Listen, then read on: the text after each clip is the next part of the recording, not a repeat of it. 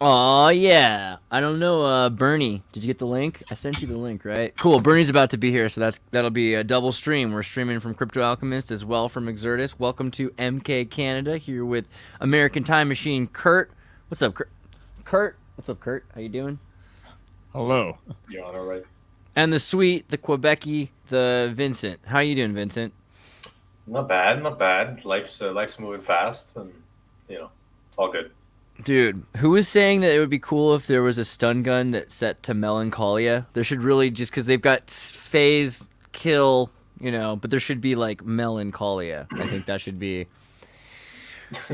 We just watched the Pinocchio. What did you think of this? I mean, you posted it. You're the reason I watched it. Vincent said the Pinocchio was. What did you? I want to go find your post on it. Where did you post that? That was just on my page. I mean, Okay. it's probably the best version of Pinocchio that's been put on film so far. I'd say. Okay, so like, what the heck? Because like, I was watching it and I didn't even believe what I was seeing. I was like, this is not real. It's too good to possibly be real. It doesn't matter because it looks so convincing that it's as good. No, come on, Del Toro, Del sorry, Del Toro. Toro. Well, All I right, all think right, all right. it's sort of like I regard this as part of like a special branch of film that just seems to generate the most masterful pieces of work, which is like stop motion animation. Like it's in the line of Coraline or Kubo and the Two String. Like these things are just juggernauts and just stand alone in an industry that usually doesn't care about them.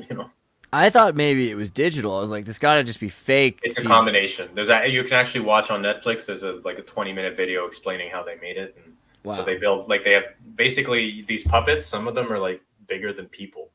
Like they build these giant sets and then move these puppets based on what they need for Whoa, perspective. It's mind blowing. It took 15 years to make this movie. that's insane.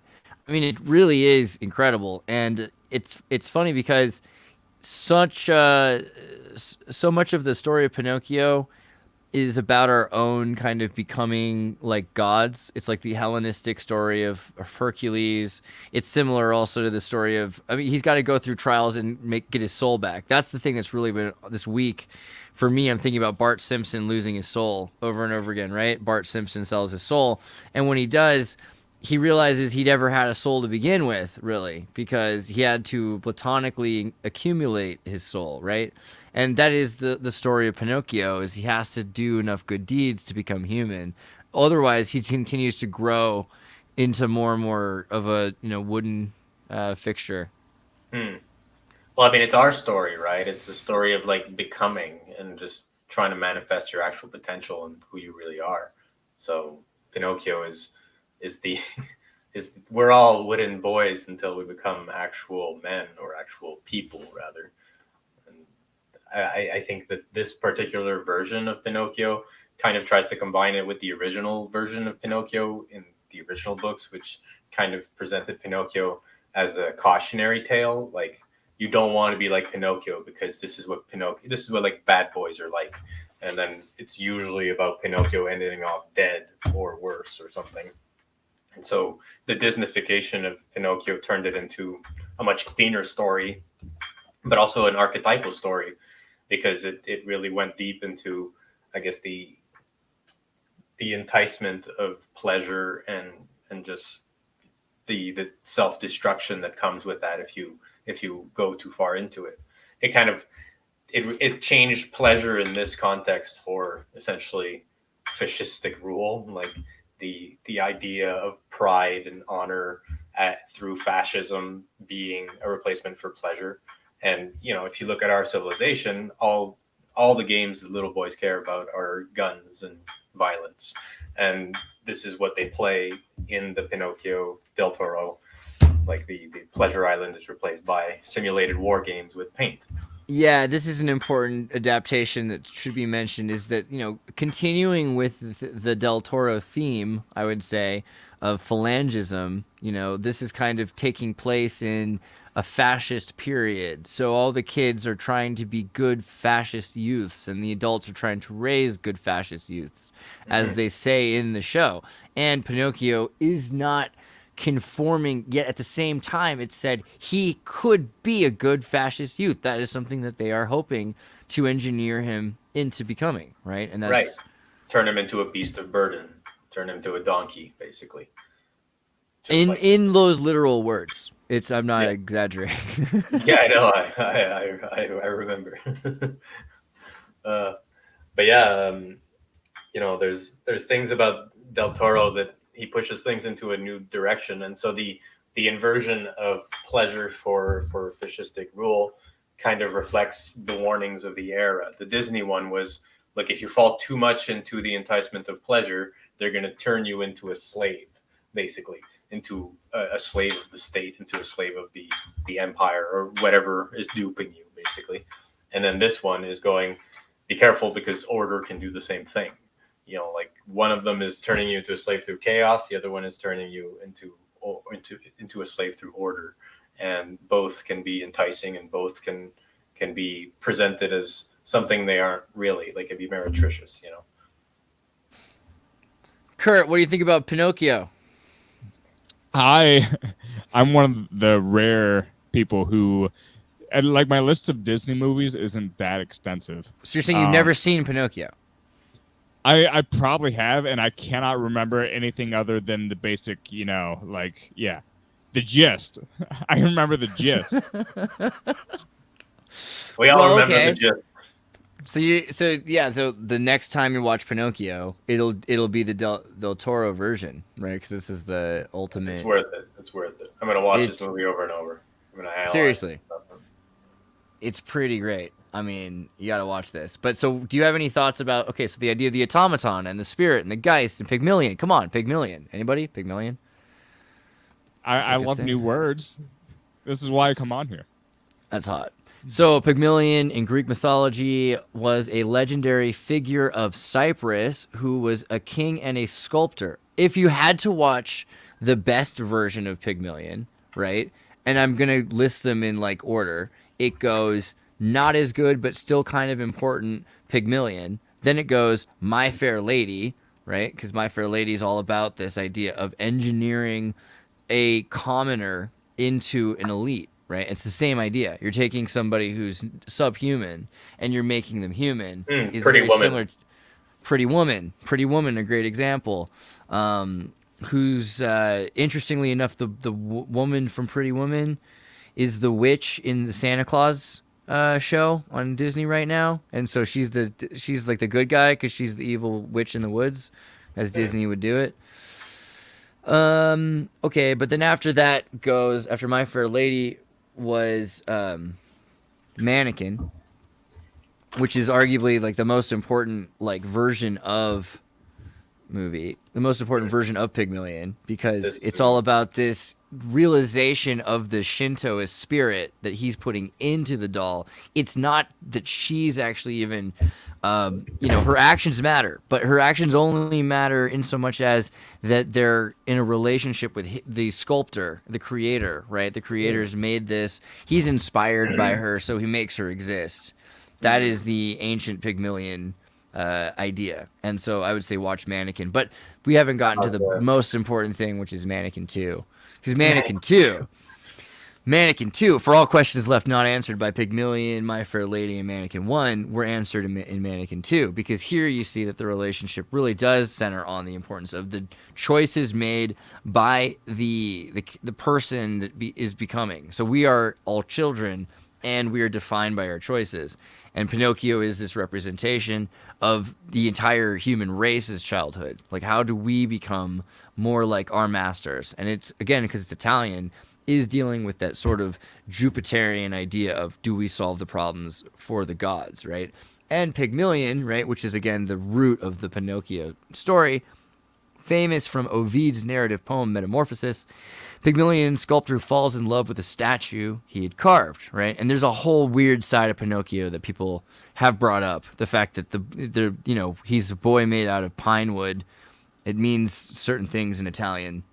There's a kind of dark side to the Pinocchio thing that's kind of homoerotic and perhaps even Sort of like Alice in Wonderland had that problem too. yeah, just a little bit more homoerotic. Alice in Wonderland. The equivalent to. Well, it kind of harkens back to this is borders on transhumanist too, because I mean the automaton and the relationship with humans to it, like it makes me think of like Battle Angel or Metropolis, you know. No. This might be why I wasn't exposed to it because, quite honestly, I grew up in a really, really like Christian conservative background, and so like it's up that vein of like churches and sects that would basically do a pseudo ban on Harry Potter books, like, oh, that's actual witchcraft, that's the devil, you know. So like if Pinocchio seems gay, I could understand why that. But like we were drilled with movies like The Lion King over and over again. I feel like The Lion King was a very rights friendly movie, you know, across the board. Well, I think Trust the monarchy, man. it was a very it was Hamlet and animals. exactly. But yeah, I love how there's so many memes I barely need to talk anymore. You know what I mean? It's better than soundboards. No, I think I don't know. It's been a long time since I've seen The Lion King. Like you remember almost virtually everything in the movie if you watched it enough, even as a kid. But it's easy to always approach things from a fresh perspective. And there was a lecture that JP did on just The Lion King, which was a really interesting way to think about it. Like if you think, is it about, you know, is it Hamlet, the monarchy, but is there more of the archetypal thing going on, which is like it's pretty cool to think that an animation film could kind of dive into I guess more into the subconscious than a lot of other productions have done in the past. I think that's a really cool thing about the older Disney movies. But you should really check out the Jordan Peterson stuff on Pinocchio. Like he goes really, really in depth, and he has probably some of the best analysis. Oh yeah, like I wouldn't know who Geppetto was unless I watched that one too. Yeah, so he has a really interesting way of framing the Pinocchio thing too. It's I would have to paraphrase to I would very far, but he definitely goes into what he calls Pinocchio's growth as a sort of a battle with the Leviathan, you know. I guess he ends up saving his father in the end, right? Yeah, he saves his father from the belly of the beast, right? So it's they have the giant whale at the end, which kind of represents his father going into the depths of hell, and then he has to rescue his father from hell. And his father is merely occupied with feeding himself on fish. He has no prospect of leaving. And so in the original one, what he does is he starts a fire inside the whale to get out. So he basically, when he's trapped in hell, he causes havoc, which is what he learned to do at Pleasure Island. And then he manages to get out of hell by using the lessons of darkness that he learned, basically. Integration of the shadow sort of stuff. And and then in the new one, what he does is he manages to get his way out to get out of the whale by lying. So he lies, and using his nose extension, he manages to make like people climb across to an exit. And basically that's, in order to survive fascistic rule, you have to lie. Huh.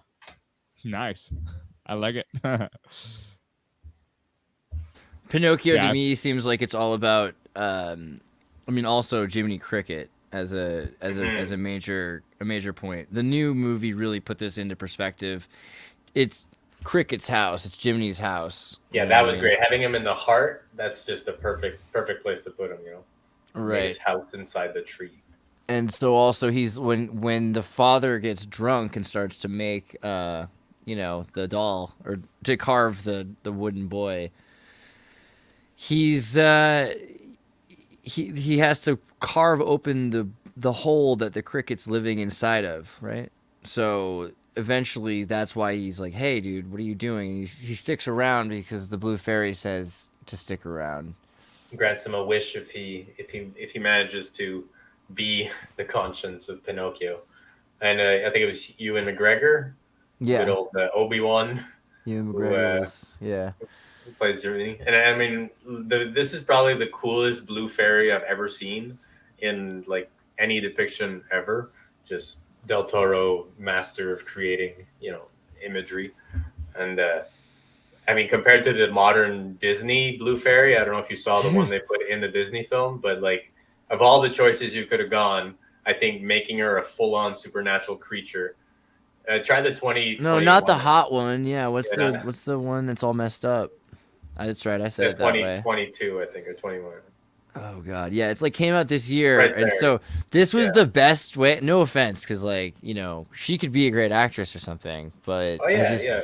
But like the thing is, you made in every way a Tom Hanks movie. This is such a bad movie that it just made. If you're trying to find, I feel like this movie sucked so bad that people are gonna have to go watch Del Toro's movie more. They're like, oh god, I don't want to watch. Or is it the other way around? Are people gonna think that Pinocchio sucks because this movie sucked? Are they gonna miss out on Del Toro's movie because they made this? The thing is that it's on Netflix, so Netflix is definitely going to have more viewership, I think, than Disney's version on Disney Plus, because Disney Plus, like the Disney Plus only has value in the shows that people care about, and most people don't care about, well, this movie. I mean, there's literally a scene of Pinocchio with shit, and he's just smelling shit. Someone had to animate it, like it's crazy. Too many ends right here. Yeah, where's the CGI Pinocchio? You gotta see this, guys. This is what it looks like. This movie. I'm not. It's all these big, like, don't show it kind of things for some reason, but it's basically they tried to take the cartoon. Just look up Pinocchio shit. Well, I got moderate safe search on, but okay. Don't worry about it. This? Look, if it was in. No, it's shit. I don't know why it's not good. It's right 2022 or something. Oh, there we go.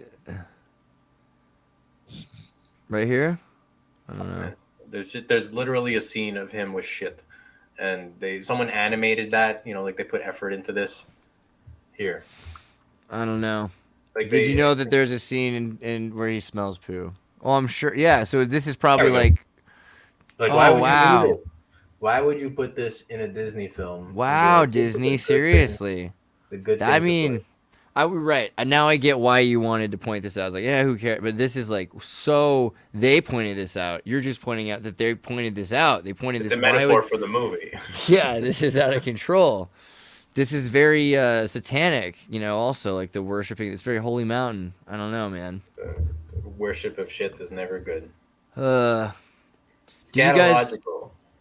Did you guys see the yesterday we were talking about that movie, the Exo, what's it called? Exo, you know what I'm talking about? The Exo Chamber? Exovat?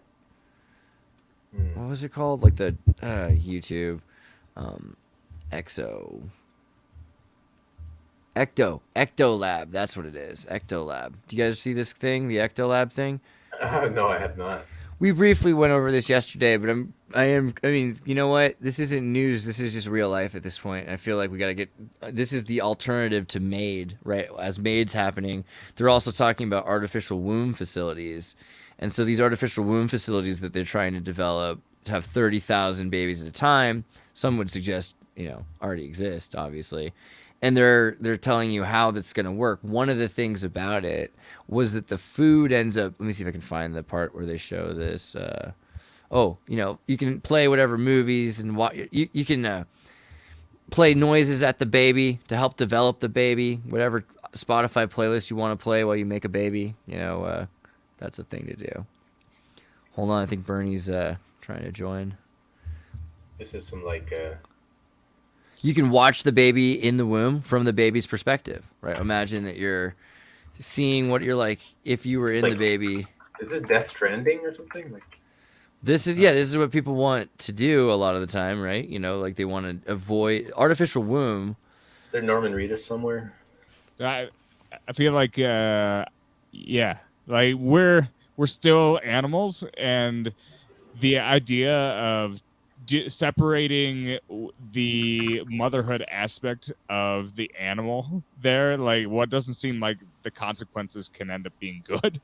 Like, I don't know, unless that's the first part about being put into the Matrix, Like, I think I think that's one of the first things anyone thinks of. They see that, like, oh, it's the Matrix pod, you know? But yeah, but it's like, I mean, it's probably children of men. They're probably going to sterilize everyone and then just be like, hey, look, we have artificial, so this is going to be the norm now. yeah, Don't have anyone having babies without them consenting. Definitely the pod thing sticks out. The Matrix pod sticks out. Here's the part that's messed up, right? I mean, bringing it up again, mainly to point out this. They have the nutrient supply that usually gets excreted from the mother, right?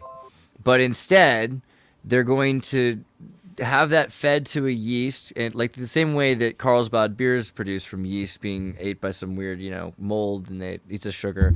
The waste will then be turned back into food and recycled. So rich antibodies, etc. Second bioreactor designed to eliminate waste disposal, and then it can be recycled. Right? Enzyme recycling. Well, it's alchemical. That is the thing. The idea of eating your own feces, even if it's through enzymatic recycling, is alchemical. That is the holy mountain. Alchemical. Yeah, but that's literally like the poop scene in Holy Mountain. Yeah, everything. Don't just put that on alchemy. Necromancy is alchemy, Right. That's true. That's true. But I mean, that is kind of crazy that we've gotten to the point. So you're telling me last time when that girl shat on my chest, that was alchemy, yeah. Jesus, I knew it. I felt that power. I felt it. I was making alchemical gold at that moment. Oh man, Quebec, man, Quebec. Sorry, it's the just for laughs part of me.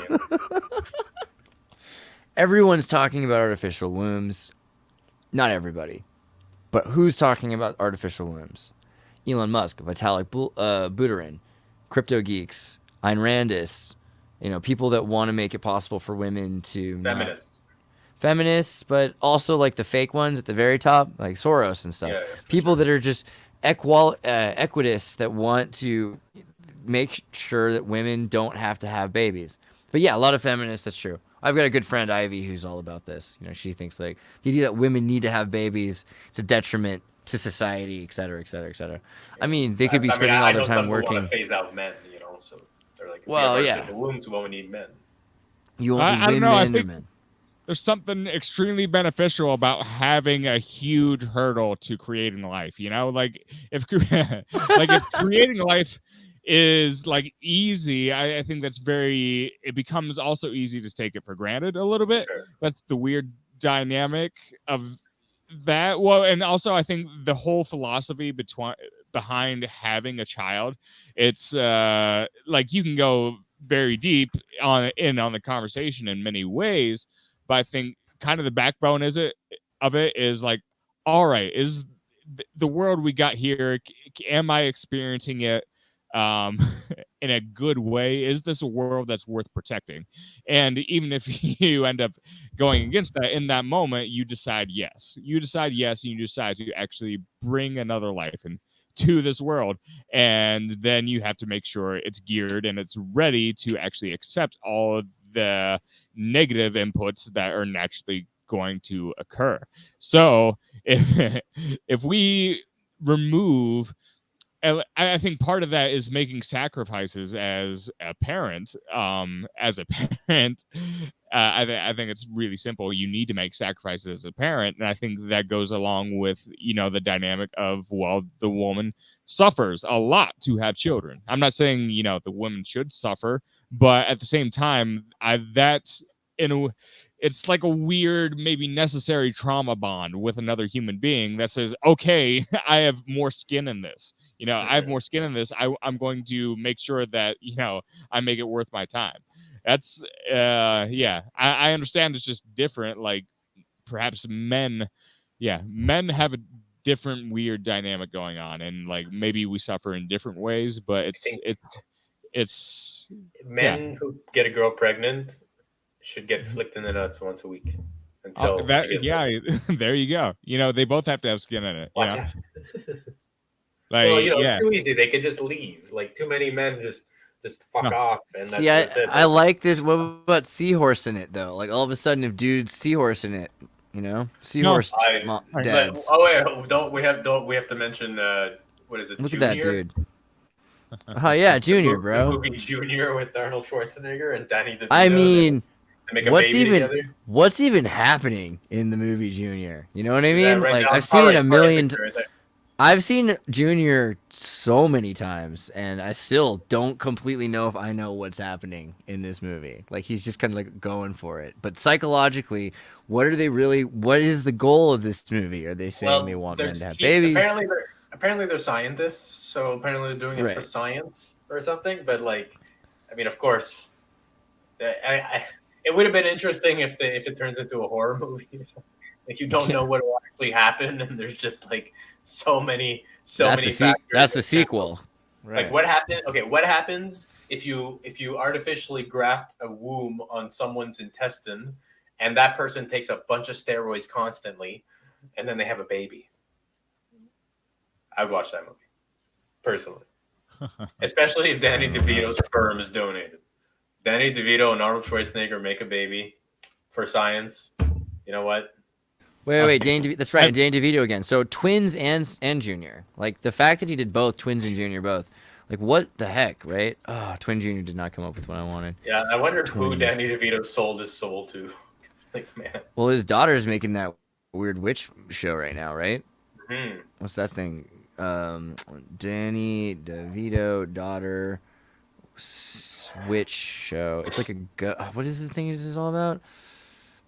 It's an animated thing called what? Starring alongside new series. Come on, tell me what the freaking thing is called. Voiceover on the new show. Little Demon. I knew it was something like that. Okay. I should have just said Little Demon as a guess because that's what I was thinking it was. I was like, it's got to be some show about a little demon.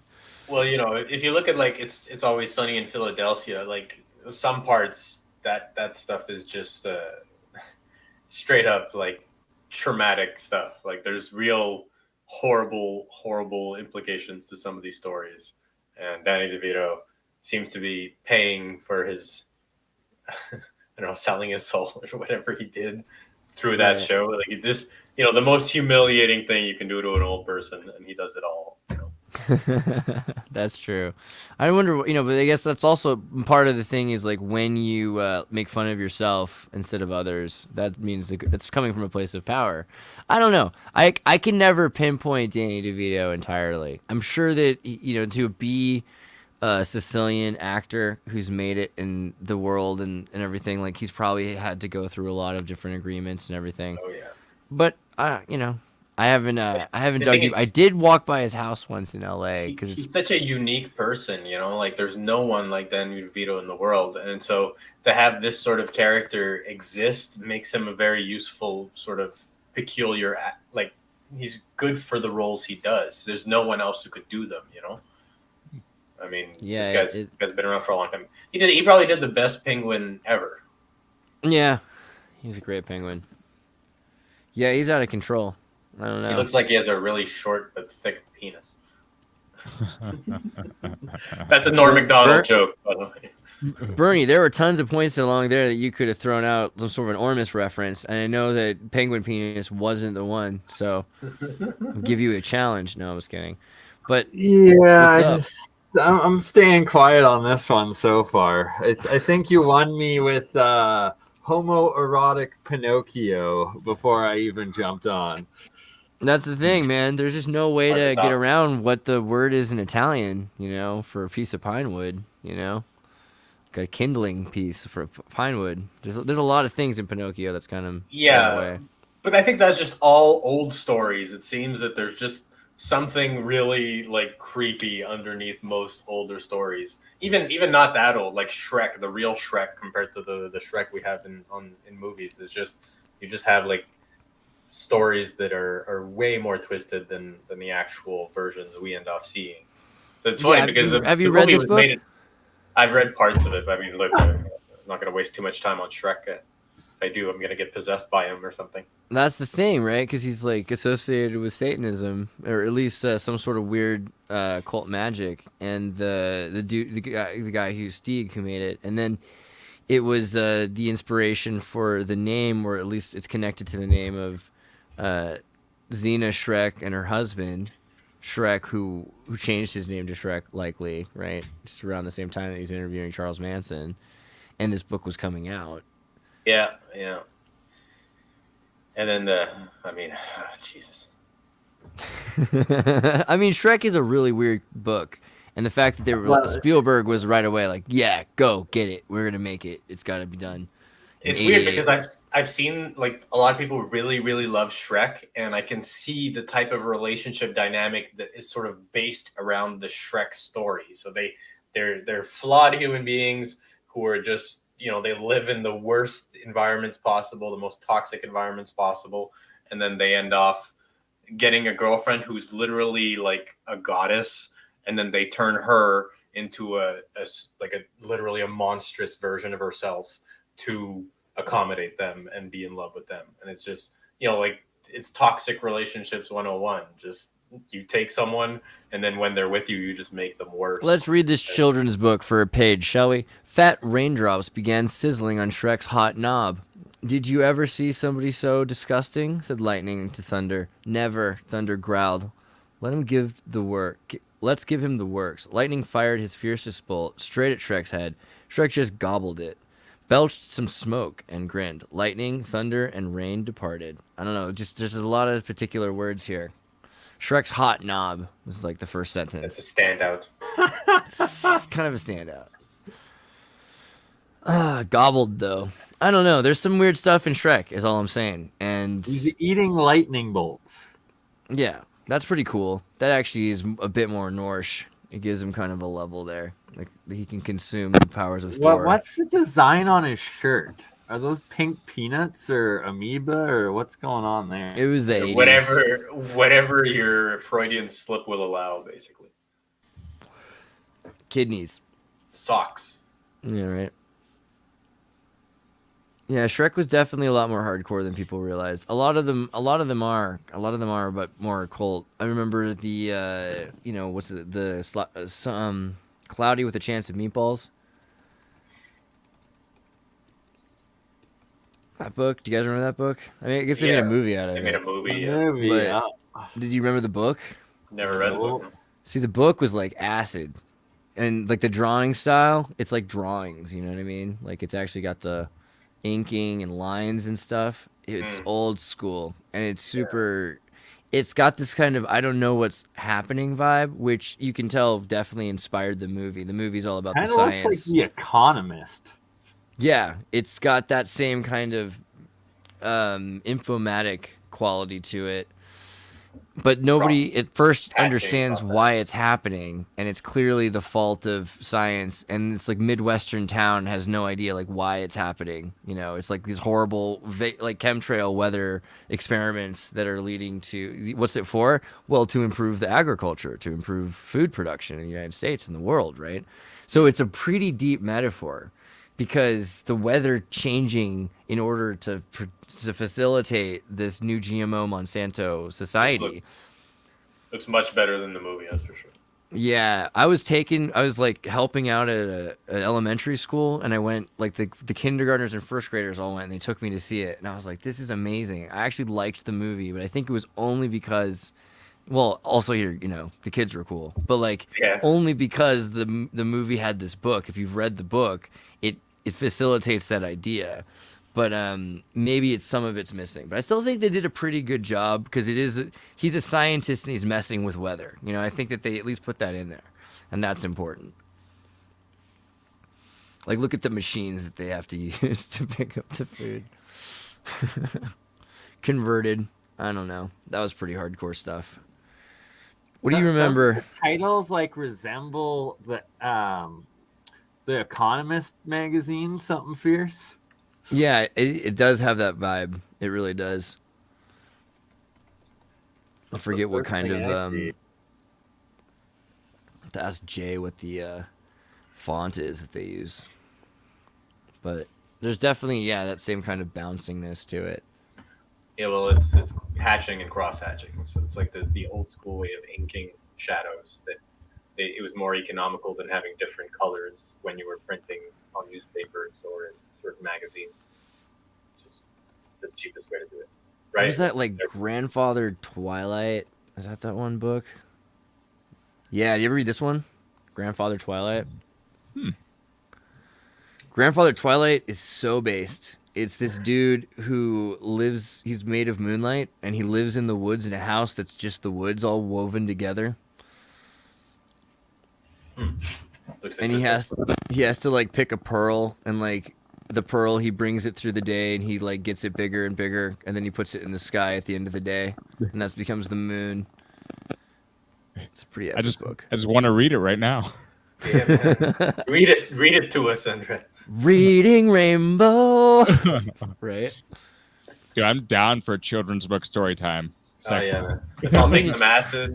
Let's all take some acid and listen to Andreas narrate. We'll have to set that one up. All right.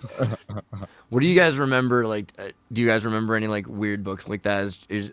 I mean, look, Wrinkle in Time comes to mind because Wrinkle in Right. Time like kind of fucked my brain over.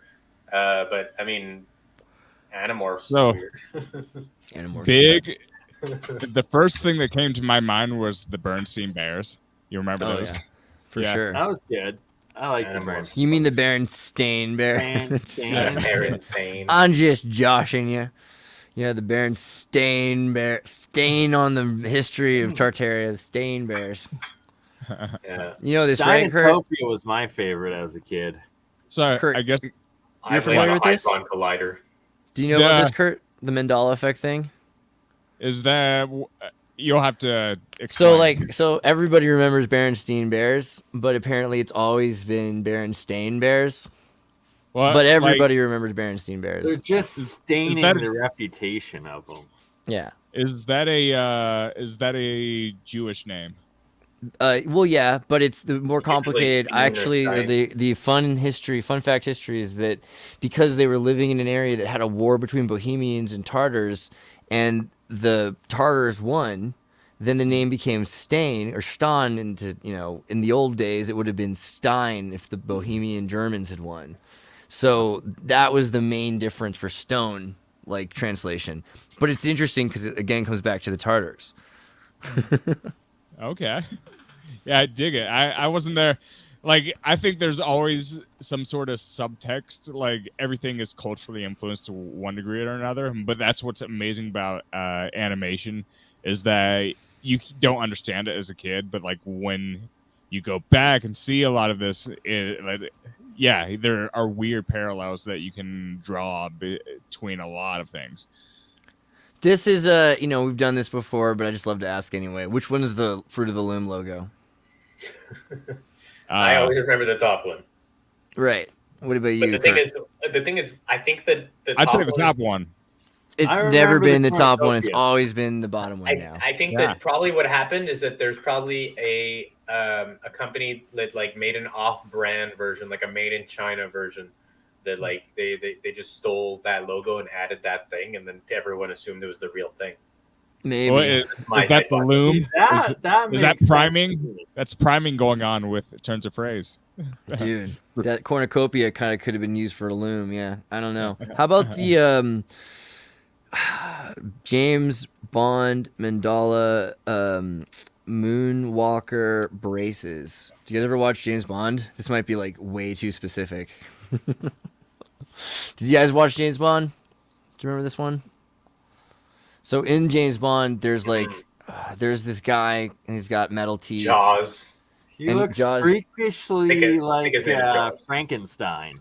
And he meets this girl, right? And this girl, she smiles at him. And there's a scene where she smiles, and she's got braces. And you're like, oh, that's hilarious, because she's got braces and he's got metal teeth. So they're in love with each other. And now it's like she's never had braces. What are you talking about? But like lots of people apparently care enough to remember it that way. I don't know. It's crazy because you can alter because VHSs and old movies have a lifespan. And it's a CIA. I mean, it's MI6, MI7. Like the fact that it's a British military show. Like if anyone's gonna mess with anything, Yeah, that's what I've always thought. Is it just like Hollywood and the controllers just doing it to try to get more sales in their old movies and stuff? Like, oh, it was always this way. Well, there was recently I saw a video of a woman. She was talking about it was a speech of the Queen, and Yeah. and then they altered it later. So like they released a documentary and they omitted some things that she had said, and then they were just like, this is like, it changed the message entirely, and they were just like, this is what was always said, and it's just like a clear case of altering history. And we have no way of actually controlling this because all the data banks are digital, so they can just do whatever they want, and we have to rely on old technology that is usually degrading or obsolete to actually verify it. It wouldn't be such a big deal, you know. I mean, like, if history gets forgotten and we're philosophers and we think to ourselves, hey, the truth is abstract and really it's more about what we do with the moment based on what stories we're told anyway, blah, blah, blah. But since we're not all philosophers, and because the world is presented to us as real and it's constantly shifting and it's being done by persons trying, and corporations and states trying to control us, it does become kind of disconcerting. And it's very, again, it's Orwellian. It's very 1984. So that, you know, so everyone who says, hey, you know, why would you care about this silly mass hysteria thing that could easily be explained away by Occam's razor with simpler explanations that people just aren't paying attention in their daily lives. And there's enough people out there that there's going to be, I mean, I can get all of that also. I'm just saying it's interesting. And it does mean a lot for the military industrial complex. And Twitter, right? Because now you can edit tweets, I think is almost a metaphor for Yeah. And I mean, look, Occam's razor is limited to basically knowledge. So the less that you know, the less you can actually apply Occam's razor properly. So people don't know what they're talking about. They go, I'll apply Occam's razor. It's probably not happening. And that's how the modern application of, in every argument I've ever seen, of Occam's razor. They're just like, okay, well, ignorance isn't a reason to suspect that reality is as simple as your simple mind. You know, reality is more than that. And if we're to give up semblance of like reality based on actual facts and actual phenomena, then anything can mean anything, and basically our minds are going to be lost to confusion and just whatever shapes they put on the wall in Plato's cave, we will believe, because truth is illusory. I'm when not did sure you I guys agree. read 1984? Like, when did that first happen for you guys? Probably in Grade high, 11. high school, but I'm trying to reread it now. It's just fucking depressing as shit. So, Yeah, right. like, Yeah. it's a hard read. I'm reading it. I'm just like, man. How about Animal Farm? I don't think I've ever actually read Animal Farm. Ooh. So okay. I don't think I know. I don't think conservatives like either of those books. Just Right. guys like, yeah. Well, I grew some up, libertarian conservatives do, but yeah, I hear you. yeah. So like, yeah, I was more of in like a right wing school district. So like, there were some things that most people I think actually end up getting exposed to, but I wasn't exposed. I've gone back and done some reading. Like I've read Fahrenheit on my own time, and Great. I never actually read 1984 or Animal Farm, but I kind of got the gist from Animal Farm because like I sub-taught for a couple years, and I was able to browse through Animal Farm on some of my days there. So I think I got a general synopsis. It's amazing. Fahrenheit 451's amazing, and I recommend the movie from the 60s in Sweden, which is just a phenomenal shooting of the film. I mean, it's just everything about it is so good. And the idea of the firefighters that like fight with these fire, you know, that's their weapon. They make fires. That's what the firemen do. It's brilliant. Yeah, they destroy any access to knowledge or these gateways to the past that we call books. But Right. my only gripe with the book, I love what the book was going for. It just seemed like a weird thing. Like, okay, people will probably destroy information. I don't know if we'll actually have firefighters that, fight books with fire. It seems like that. I felt like there might have been a different way to go about that. Like, all right, there's people who destroy these things, but it just seems like an unlikely way it would play out in reality. You know what I mean? Right. So I was in fifth Right. grade. Fifth grade when I read Animal Farm.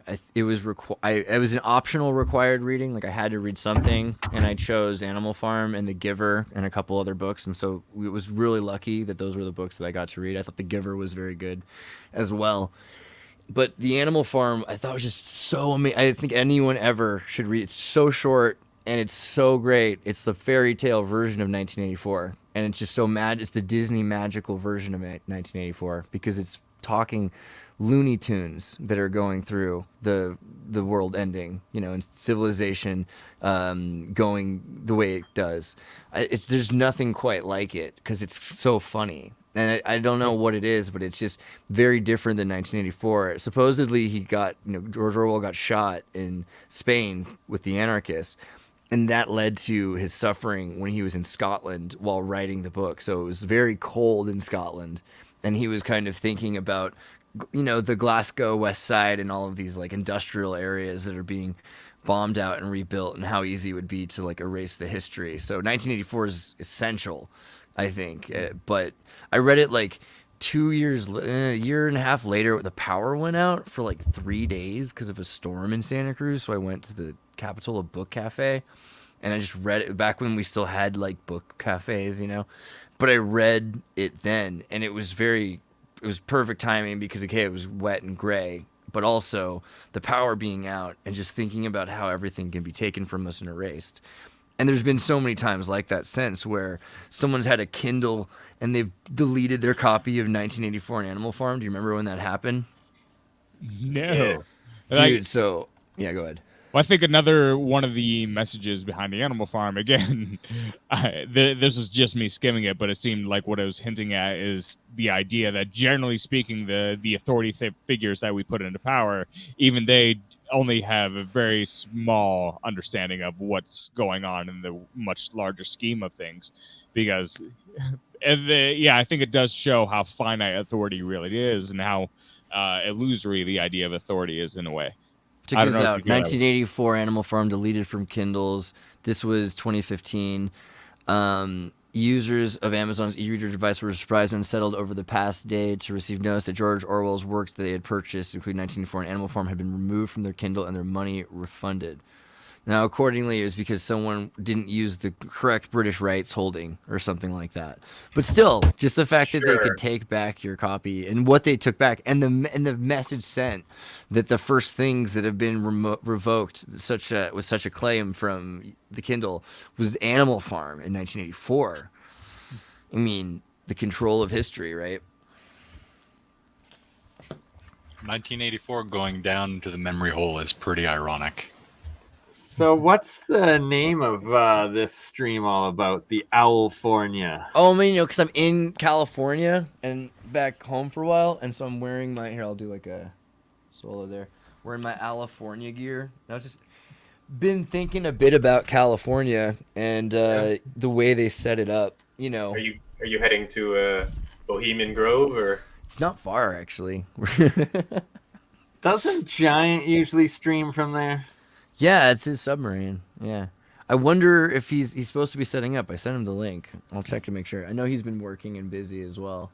But yeah, I'm out on the did that work? Oh yeah. He's trying to get the thing working on a thing. He should be here soon. But yeah, I'm out visiting family in California, which is what's been making, winter Christmas hectic while still trying to do all the regular streams and stuff. It's interesting because I was through Nevada City today and looking at California and the gold rush area, and you see like they're starting the gold back up again because the values finally happened. And there's a bunch of signs everywhere that are like, no mine, stop the mining, because like it's going to destroy the environment and people are going to die, and kids that are looking through caves are going to never be able to go through those caves again and all these things. And it's like the end of an era all of a sudden because there's money to be made and going back to the gold rush. Gold. Yeah, a lot of that. And then, in general, like there's the cannabis production is taking over the state. All the police cars are so expensive because they have like, we're pleased to show the first Ferrari or whatever that the police force has. Like, because they can afford that right now, yeah. Or they just took it from somebody. They're like, yep, this guy had an armored truck. Now we do. Welcome to America. I would have thought they would have been the first to have electric police cars in California. They do. They have Teslas too. Yeah, of course. I've seen Teslas. But I mean, they got gas money. It's the police, so they can do whatever they want. So they've got Chargers. And I think they like engines, like the patrol and the sheriffs and everything like that. Pretty much. I don't know. They want it to be known that they're around, so that if you can rev your engine loud, they're happy. California is definitely a weird place, and it's weird coming back and seeing like what they've done to it, like what Gavin Newsom has done to the state. It's the gas is twice as expensive. Things are pretty crazy, but people are still actually pretty good. There's a lot of people in California that people don't realize it's not just like it's not as bad as you heard.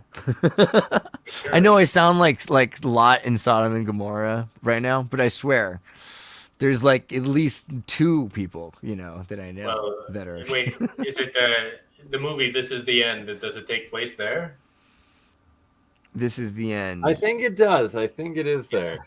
Is That's that the the one about one- Nirvana with That's with Seth by Gus Rogen. Van Sant? That's the one All with the Seth good Rogen people and just Oh, fly off into space, all the and celebrities. everybody else is just left to suffer the rapture, and it's Yeah. pretty funny. Yeah, That I does would sound like recommend it. California. Yeah. I mean, so the thing about California, right? Talk about a homoerotic looking movie. Dude, this movie has a giant devil walking around California with his dick swinging around. Like they really put a lot of effort into emphasizing the homoerotica of it all. I mean, they Thing to remember- kind of made him to a gimp. I hope Johnny can come on because he can say some more about this, talking about the serpent and this idea of land masses that we have that are maybe former living things, right? This is something that Stellium talks about and the natives talk about. They call this Turtle Island, right? When we talk about Canada. So there's this thing about the serpent in California, but California is really big. And I know we've kind of decided that British Columbia is not and that Baja's not, but at one point they were, right? At one point this was British Columbia to San Diego and to Cabo and Anchorage, even if you think about it.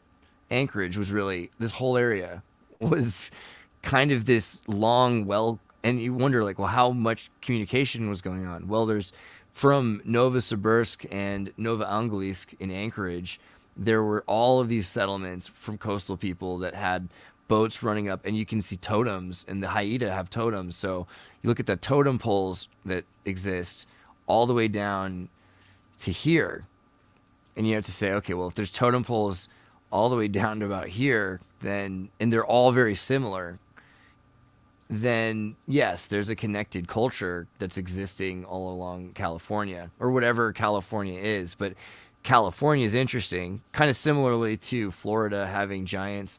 California is known for having giants. You have like 8-foot tall natives. Even in Chile, the Mapuche are very tall for the natives. So, it's something that I've thought about a lot recently, is just how weird of a place California really is. The fact that there's so much pure gold here is associated with the fact that this was a reset place.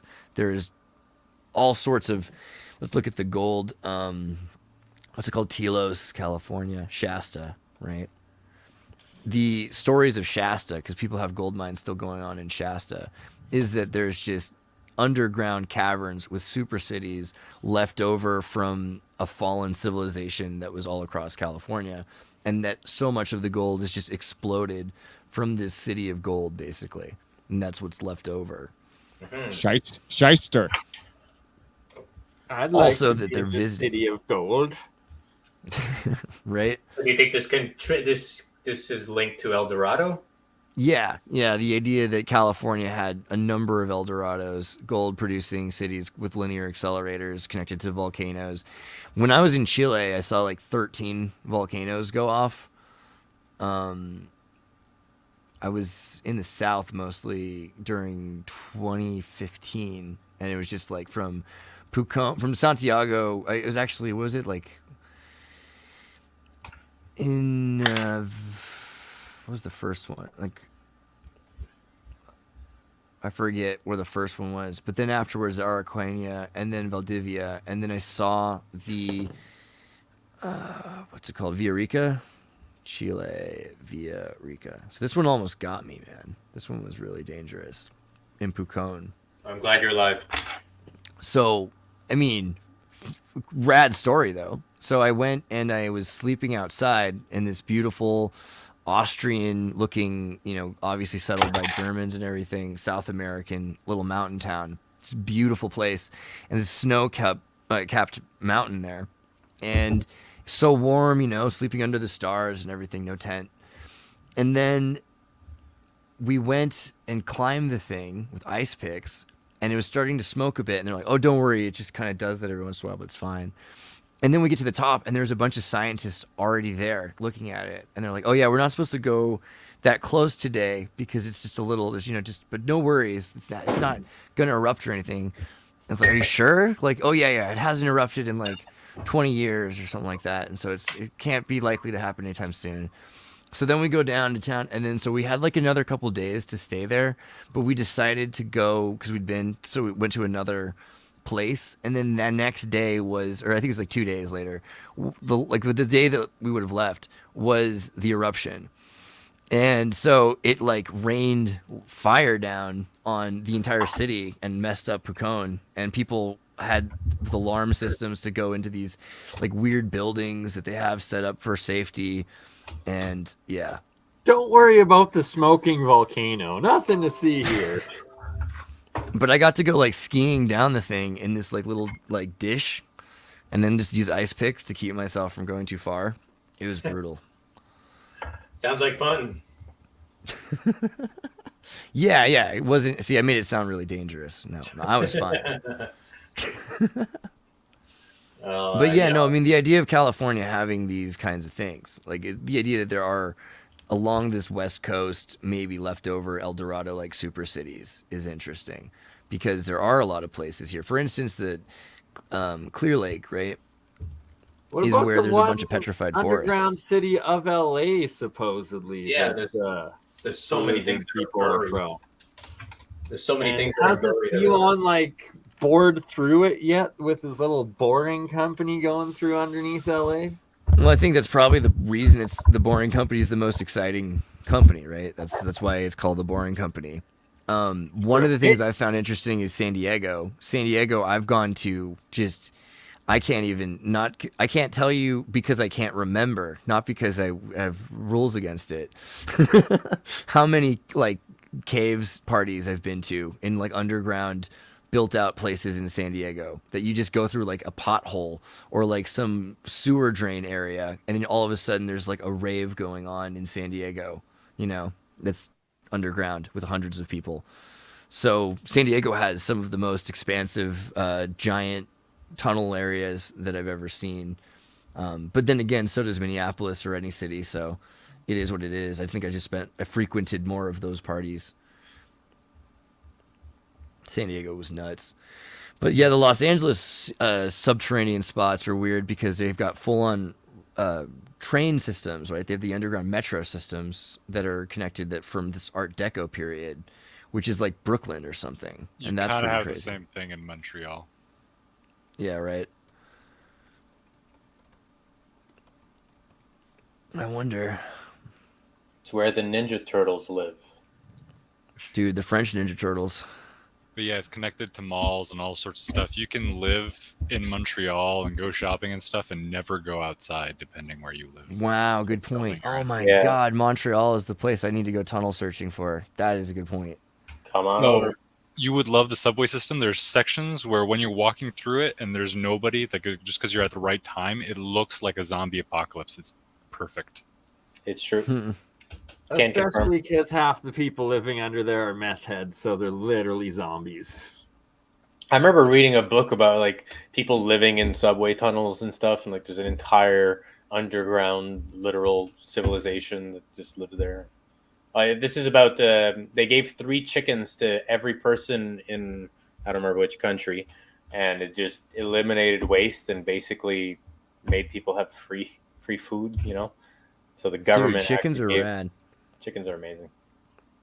Right now, Giants Farms got a bunch of chickens, and I was thinking about it. Like, I didn't want to make it like a thing, but like Chicken City is this idea of Tim's to have a small area with chickens. A lot of them, and instead they've got like Chicken Istanbul or Chickenlandia. It's like all of it's like the whole property, and the only gate is just they have a fence around their whole property, which is like acres away. So the chickens can go anywhere, right? So these are that's what they mean when they say free range chicken, Yeah. like libertine chicken, And I think that changes risky everything. though. That's really risky for like coyotes and like that sort of stuff. Right. That's They have to have the fence for the coyotes to keep. They Yeah. have things just to keep things off their property. Right. Exactly. Those who tell the stories rule society. I mean, that's the thing about the news right now with everyone saying, what was the one? Elon Musk controls opinion. That was the new way they're framing it. He's interesting. going because So- he's going to be able to control opinion by making it seem like he's got the free speech, which is what CNN and everyone's like, well, we're talking for everybody. This is what everyone thinks until they So realize that Twitter wasn't the wasn't case. doing that before then. They weren't controlling any opinions. Or I mean, Well, just it's not now about that Twitter people doing it; it's about him doing it. accuse those you oppose of doing what you're doing, and that's it. You just get away with it. See, if you can do it as long as you have the moral high ground, and they always set themselves up as having the moral high ground. Because I mean, they could be talking about him exposing or like eliminating the child sex aspect and like all these other things, but instead they focus on him. I don't know, not letting people track his plane movements. Right. Like, Which is so kind of much- dangerous. Yeah. So much for free speech. We can't dox him and attempt to assassinate him anymore. Like, sorry. But- yeah. How dare he fire those people in charge of censoring child pornography that did nothing over the last 5 years? How dare he? Well, the thing is also, it's like, are we too quick to be like, hey, you, the enemy of my enemy is my friend? Because, is he my friend guy, buddy? I don't know. I don't He's like think so. billionaire's billionaire. He wants to have all the money and he's going to be fruitful and multiply. He's an alien. That's fine. If he's an alien, I hate him less. If he's literally David Bowie, which sometimes from some angles. But there was a question from the press to the Biden administration, and it was about the files that Elon released, and they did seem to be kind of embarrassing on behalf of Twitter at that time and the political alignment that it was displaying. But when they asked, I believe, was it the press secretary? I don't know. But anyway, they got a very defensive reaction. They're like, "Oh, that's old news." Like virtually as soon as it came out, like, "Oh, that's old news." Yeah, you said the quiet part out loud. So yeah, we could just move on from this. But yeah, it is kind of funny to see the backlash and the cultural impact of Tesla being a really overvalued stock for a long time, and now it's just like, oh, now we're going to dump it off because there's a lot of synchronicity behind it, Tesla's doing well in California. Definitely Oh, see a lot yeah. of them on the roads here. Yeah, and Like I think everywhere. Tesla's going to remain a high impact auto manufacturer no matter what. It'll just be interesting to see how that plays out, because I feel like it's starting slowly to become less trendy to own a Tesla in certain circles in political spheres. It's like, I own a Tesla because of the association there. Well, it shouldn't be that. I don't think it should be that ridiculous of an association, but people are that ridiculous. People wear these symbols as their flags. They're like, oh, this is the party I'm on. This is the side I'm on. This is everything about me as a person. That's our consumerist culture, So it'll be interesting to see how his antics do impact Tesla sales. It is affecting perceptions of his company, and there's calls for them to replace the CEO, which would make a lot of investors happy, I guess. But that seems kind of weird to think about, I think. That makes me laugh. Like they're like, oh, I'm gonna get a Volkswagen because Elon Musk is too evil. Like, Yeah. I mean, I- I wonder like how far it's gonna go, because at least he's saying he wants to go to Mars, but I get the feeling like if he could settle on just having, I mean, Isn't there a Tesla? Dorsey wants already Africa, on he its wants way Mars. to Mars? I don't want to buy anything from Kanye West, but I will buy some Hugo Boss. yeah, right. I get that. Well, Boss got kind of weird though, like recently. Recently, In the last 10 years, it's not that recent, but it gets a little. I don't know if yeah, okay, it's getting better then. If this is where we're at, I could deal with this. I mean, it looks a little bit fascistic, though. A little Yeah. tiny little bit bit. of a little Dude. tiny bit of fascist in there. Can someone help me? I've been trying to turn Fauciism into a thing somehow. Faucism. You know what I mean? Faucism. I think it works. Yeah. It's almost there. It almost, Fauciism usually. Well, the thing is that Fauci Faucis. means scythe, so yeah, that's interesting. Apparently, I learned that Fauci's daughter worked for Twitter, and she just quit last year. She was a software engineer at Twitter. Of course. So during the time they were censoring, Italian. they were working together basically. You know about Stalin's anti-Stalin club? So Stalin had a club that was secretly run by him. People didn't know he ran it, but it was the anti-Stalin club. And that way he could get money for people that wanted to support removing Stalin and use it to find more of the members that wanted to join the anti-Stalinist club, kill them, and use that money, save some of that money for himself also. He's a capitalist. He's a really so good way the to plot of describe 1984 then. He was the most capitalist communist ever. Communism is state capitalism, right? So That makes me that just paralyzes everything about my desire to join anything ever. So thank you, Andres. I don't want to do anything. Right. Well, be careful being a joiner, right? Like when people went to Occupy, that was the thing my dad always instilled in me was like, why would you go to like get your photo taken? Like I knew that they had facial remote tracking technology way before it was open source. You know what I mean? Like obviously I imagined the technology back in the 90s before there was all the data on what was out is like I just assumed that what they had was but by 2005 Google showed how if you take a photo of someone they could photo recognize the person and find their social security number with Google within like 2.9 seconds, right? Look, and that's it's all of us right now. It's true. I mean, we're putting the thing is everything that's been done, like the argument of facial recognition and blah blah blah. Like we're doing it Done online deal. constantly. They used to have to make profiles of people. Now people profile themselves. That's it. They just need to access your profile to get your entire life history and everything you do, and that's it. Well, people are trained to tell, what specific boxes they fall into as soon as they introduce themselves. Right.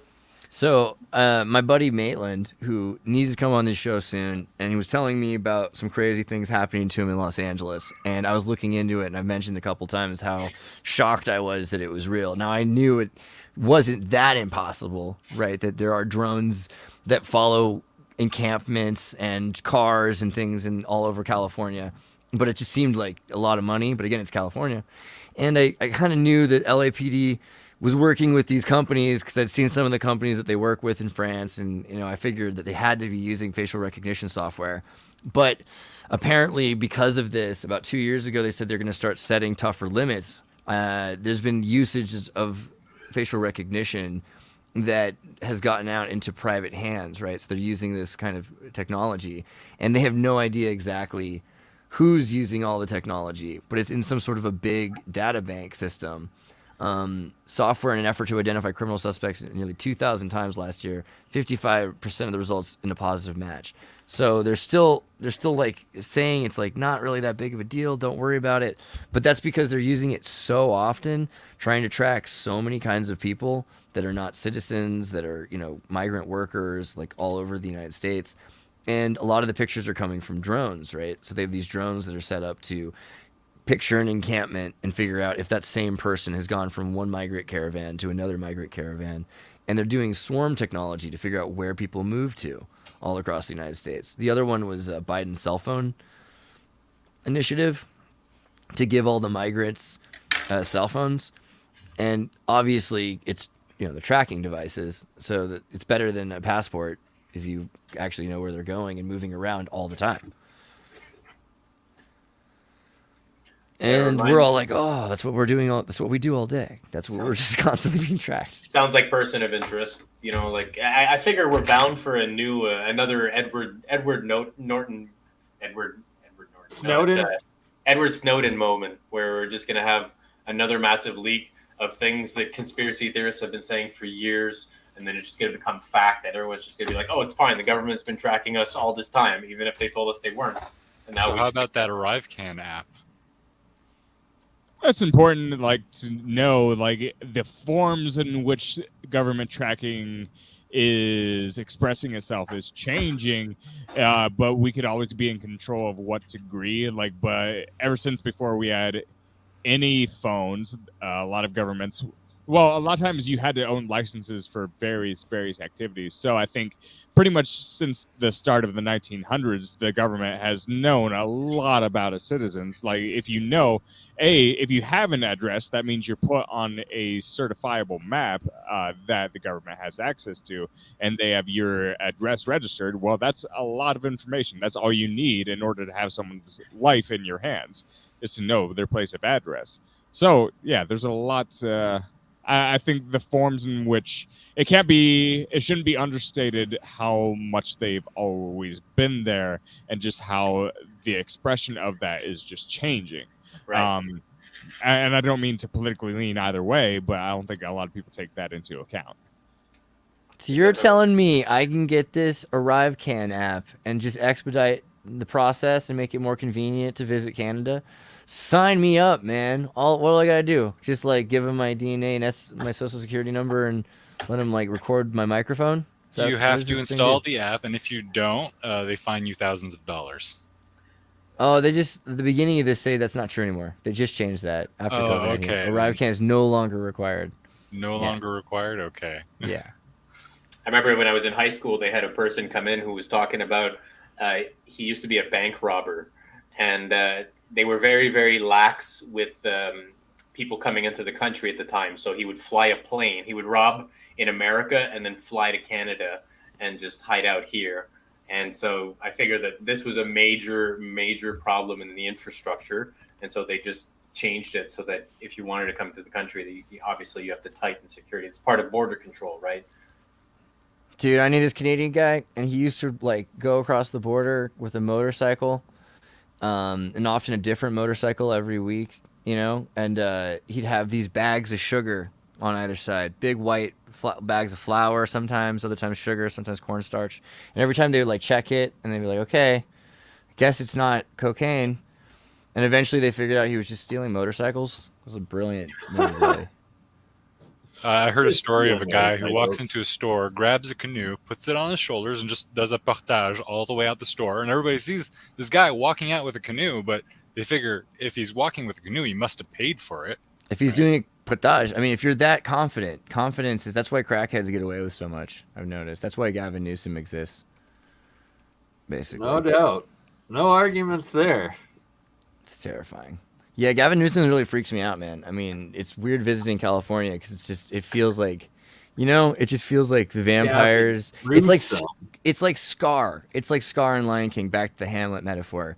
That he's like, we just let them eat anything. Eat all that you can. It's like, oh my God, bro. The heebie-jeebies. Yeah, like stop feeding children to like, yeah. And it scares. That's a very Gavin Newsom vibe kind of thing. Do you think Person of Interest is kind of bullshit? American Psycho vibe from him, but that's just me. Same thing. You know, American Psycho. Actually, here's the thing. He dresses like American Psycho, but I kind of like Patrick Bateman. I don't like Gavin Newsom. You know what I mean? He likes. I get it. We both like the same flavored ice cream, but other than that, I don't have anything in common with the man, and I don't think he really is like Patrick Bateman either, because Patrick Bateman is like really creative and like over the top, excels at certain things. You know what I mean? I don't think Gavin Newsom has any of that flair to him. He's just kind of a weirdo. I don't know. But Person of Interest is this show that's, you know, the idea that you can never be safe because they know everything. And is that maybe also just propaganda? Are they just trying to make you think that because you just said 50-50 chance that they're going to use facial recognition, it's not going to work. So maybe they're just trying to give us this false sense of that they really, you know, they have control they don't have. What do you think? Oh, you're talking, but we can't hear you. You'll have to unmute yourself. Sorry. My bad.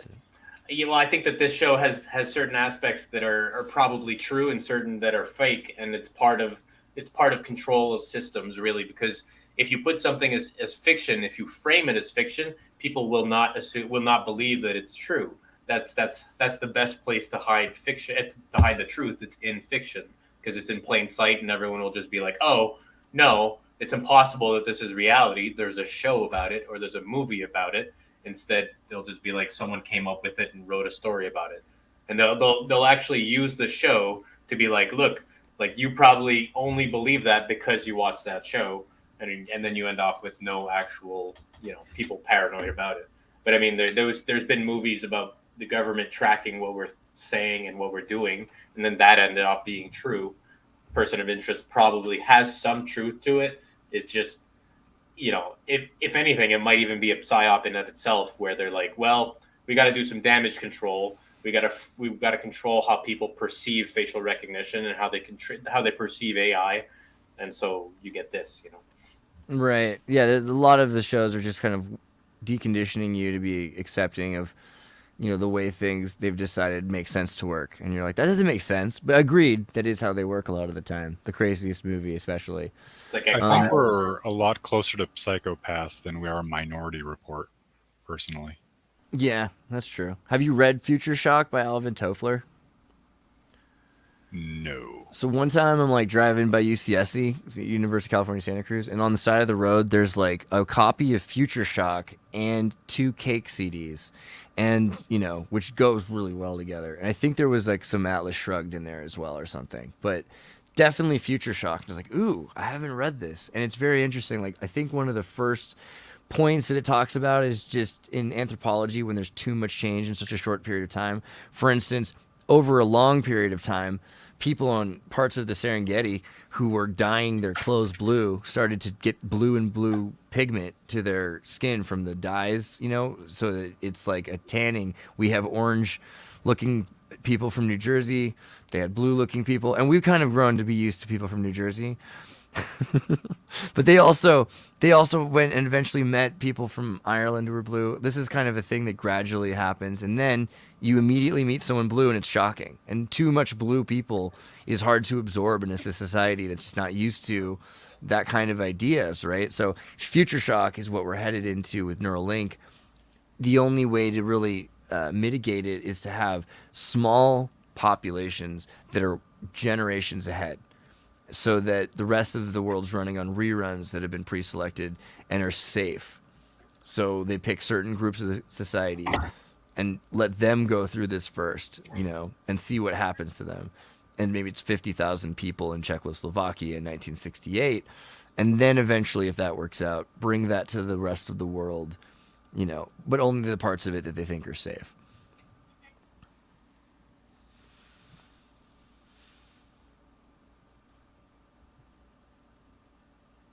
Thoughts? Super industrial society, information overload. See, that's a good one right there. I don't know. It's kind of like the opposite of what happens in Brave New World when they go to the reservation and they just can't cope. Of course, yeah. Of course, I think we got something going on. I think. Well, we need an illustration for Brave New World, is all. I think modern life definitely evokes a lot of anxiety. Well, especially when you get into high population dense areas. Like just in terms, we have, just hundreds of thousands of joules of kinetic energy just like zipping by in every street that we have, especially, in very dense streets, and they're all honking at each other. There's just so much sensory input, and a lot of it seems very removed from our genetic course throughout human evolution. They've really just come about in the past 100 years, and I think that's a really interesting thing to think about. Sorry. But that picture right there is a lot. Splice. It's from Splice. Oh, that's adorable. Yeah, Splice with Adrian Brody. That was a movie. But this is what is going on, man. This looks like AI. Yeah, or some kind of a doll for really rich people. Yeah, but that looks like AI generated.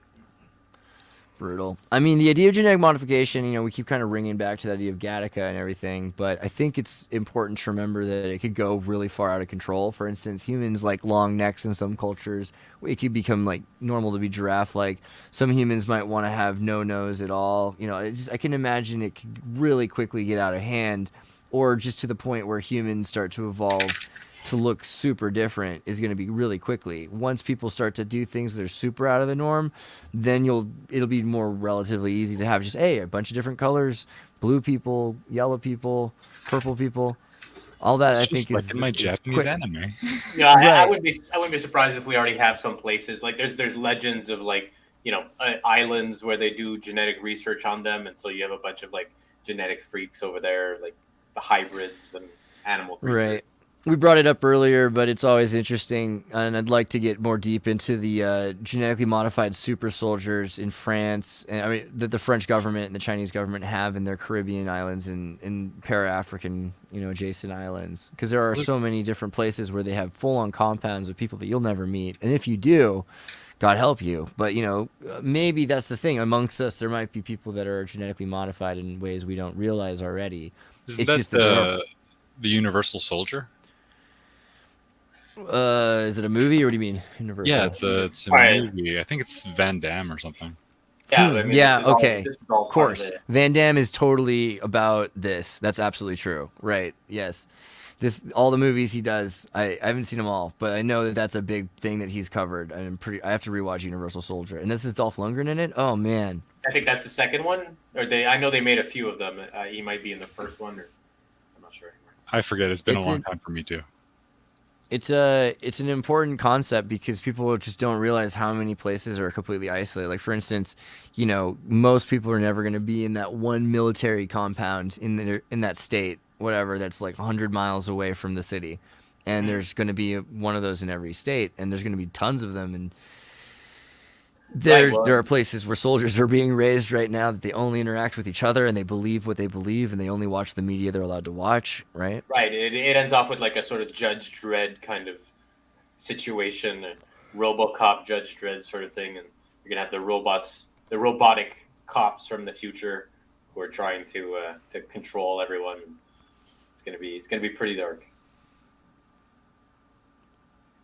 Do you think that that's going to go the other way also? I mean, the idea that regular humans, civilians, would be modded down in order to limit their lifespan or be kept more docile, right? This has been something talked about. Harrison Bergeron kind of thing, Like not Was it producing Harrison- vitamin C?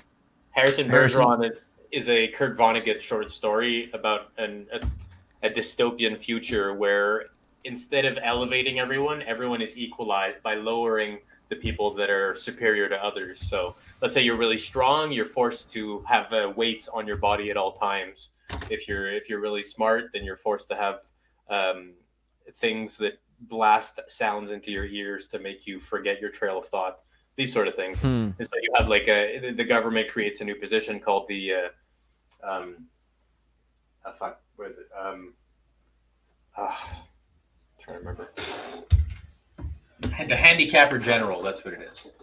Handicapper general? Yeah, it's a great story. It's one of my favorite short stories.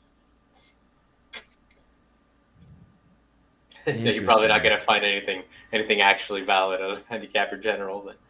But I don't know. I mean, the idea of equity is it's safer, right? So if you have multiple populations, it's less scary. Like if you've got an island full of people that you can test this on, and you know about in Denmark the law of Jante.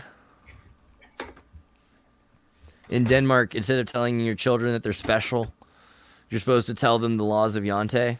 Like when you're 5, you're like, okay, so you're not to think that you're anything special. You're not to think you're as good as us. You're not to think you're smarter than us. You're not to convince yourself that you're better than us. You're not to think you know more than us. You're not to think you are more important than us. You're not to think you're good at anything. You're not to laugh at us. You're not to think anyone cares about you. You're not to think you can teach us anything, right? The law of Jante. So it's an equitable. But if everyone is afforded enough food, right? Like there's an abundance and non-scarcity in that sense, then it's a logical egalitarian. It's the way angels would be treated. Right. Well, we're not angels. It requires a sort of like the omniscience or the supreme supreme leader in order to actually like forego that right, or that sort of the notion that you can actually know more than an authority figure shouldn't be impossible. Do you think that that Pinocchio, when he turns into a donkey, right? Like, what is it saying about the wildness of man or Baphomet or beast, that he's becoming an animal? Well, I do think that's I think that's beast of burden sort of metaphor. So like the idea that you turn into a tool of the state, or you become functionally you lose your independence basically by giving into pleasure, because you become dependent on pleasure to live. And it creates that sort of weekly cycle of, I'm going to work myself to death, be unhappy, and then on weekends fuck myself up, and then continue the cycle over and over. Like every weekend becomes Pleasure Island, and then during the week you become the donkey.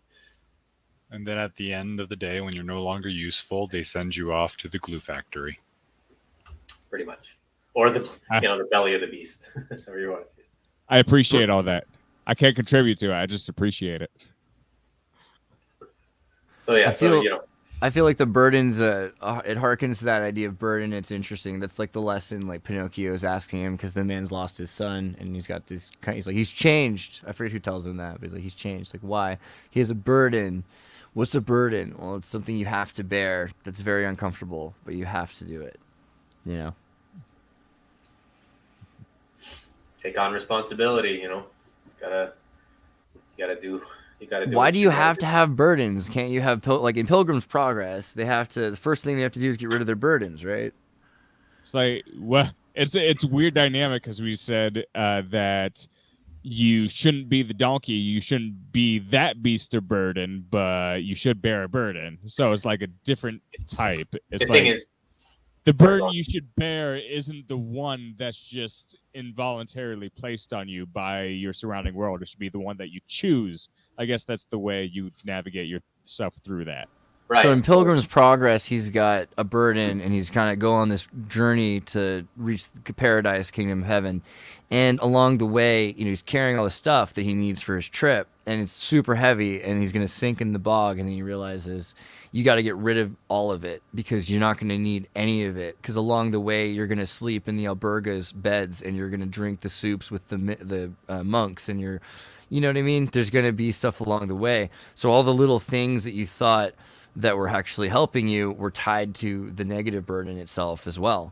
Right. But that's the Deadwood thing, right? So you got to get rid of what doesn't serve you and move on to things that are actually important. And in Pinocchio's case, it was, you got to rescue your father from the depths of hell. And the alternative is basically not making it out, And I think that sort of speaks to the necessity of sort of generational connection. Like we have forgone that, and so instead of turning to our families and to our clans for support and for the pillars of life, we turn to the state. Like in Del Toro, that was fascism. Just, hey, your parents are less important than the actual state. But there's another reason that it was really interesting. He brings up fascism, right? So when you think about fasces in the traditional sense, let me get the picture. There we go. So what is fasces? What is the symbol of fasces? And especially if you're Pinocchio. Bundles of sticks. So the fascism is bundles of sticks. It comes from Latin, and it literally just means like sticks together become stronger than individually. Right. And fagitus, right? So faggots. And so the idea of Pinocchio, who's a fagitus, and that if they're working together in fascism, that the fascistic youth will be the strong state because they're all together. Whereas also there's the metacosm. That's the metacosm. The microcosm can be the Pinocchio himself being a full being. That he's in line, all of the parts of Pinocchio, he's in coordinates with himself, and so he is his own fascia. Fascia being the muscle, right? So there's just, especially if you watch the movie, probably from, I have to imagine, in Spanish. I haven't seen it yet outside of the English version. the metaphor probably shines really strongly. I feel like the wording probably is more clear in Spanish what he's talking about in terms of what it is that makes up Pinocchio, and that he wants the flesh, he wants the fascia, and they're trying to make him into the fascistic youth.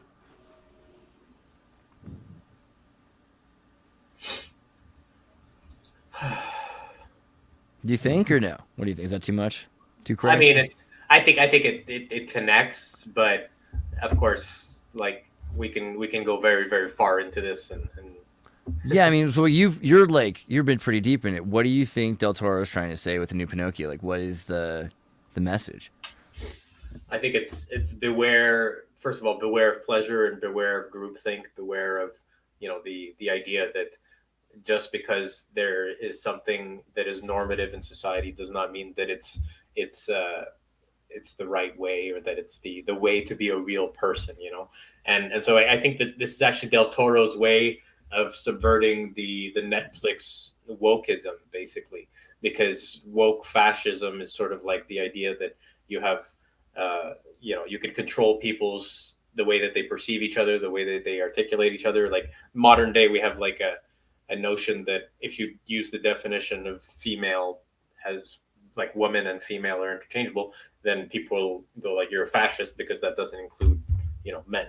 And so it's a very strange sort of retelling of what actually matters, and the enforcement of that as like a new way of being like, oh, you have to obey or else you're literally the enemy. So it's kind of like it's rainbow fascism. I don't know what else to really say. So yeah. I think that he really manages to turn that all on its head, while not being so obvious that it'll actually piss off the woke crowd, because they're going to be like, oh yeah, like Nazis are bad, so I agree with this movie, but they don't also realize that he's also talking about the fascist within as well as the fascist without. Yeah, the last CEO of Twitter, like there was that video that came out that he said, "Yeah, we're all commie as fuck." It was, I've yeah, seen it. That was interesting. Right. So I mean, it's a criticism of authoritarianism first and foremost, and that sort of like Pleasure Island can manifest. I mean, it's saying that Pleasure Island can manifest in multiple ways. It's kind of like there's multiple caves, there's multiple chambers to the cave of Plato, and if you go and be like, oh, this one is not, this Pleasure Island is okay, but not that one, you're gonna fall into the same trap. Yeah, that's. Do you think Plato's cave harkens to the idea of a hollow Earth at all, or is it just straight up, the television, or both? I mean, look, I think that's meant to be a metaphor for the psyche, and I guess the global psyche can be factored into that. So maybe there's a hollow Earth connection. It depends what people mean by hollow Earth, because hollow Earth can be metaphysical as well as physical. So like, maybe hollow Earth is deeper than just literally being like an Earth that's hollow. Who knows? When you say metaphysical hollow Earth, what do you mean by that? I mean, like maybe like a spiritual aspect, or like an aspect of reality that is not necessarily what we would regard as holographic. What we would Earth. understand. Holographic. Yeah. I get the feeling that the whole universe is just on like an iPad projecting like this, and that we feel like we're depth because that's part of the game. Kurt, you're about to say something. I'm sorry. Bro, it's on a turtle. We're as real as the Earth is. Okay, let's put it that way. Yeah. Yeah, I like that. This does make more sense than anything else, though. Really.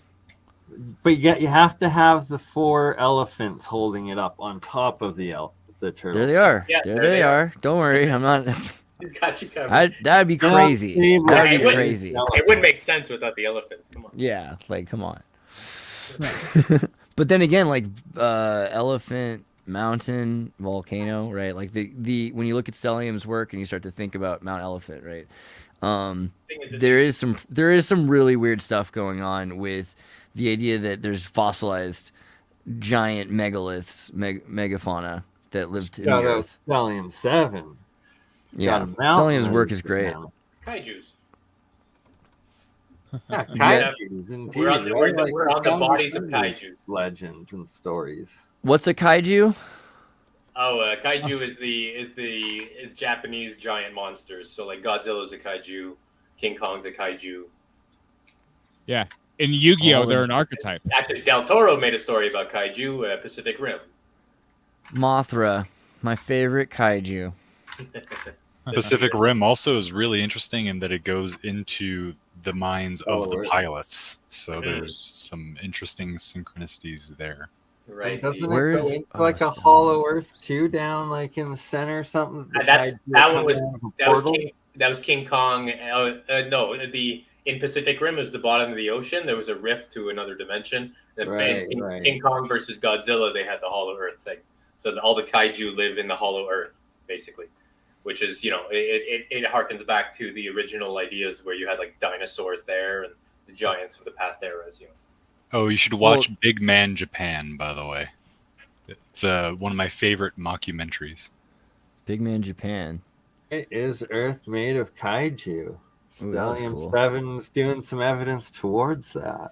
Yeah, I mean that seems like a big part of this idea. If the world's made up of living creatures to some extent, I know it's hard to kind of imagine how the back of a giant turtle. But again, the idea of the continents moving around, the land moving around, that maybe we're on living things anyway, or that a lot of the sediment and soil is growing on the back of it.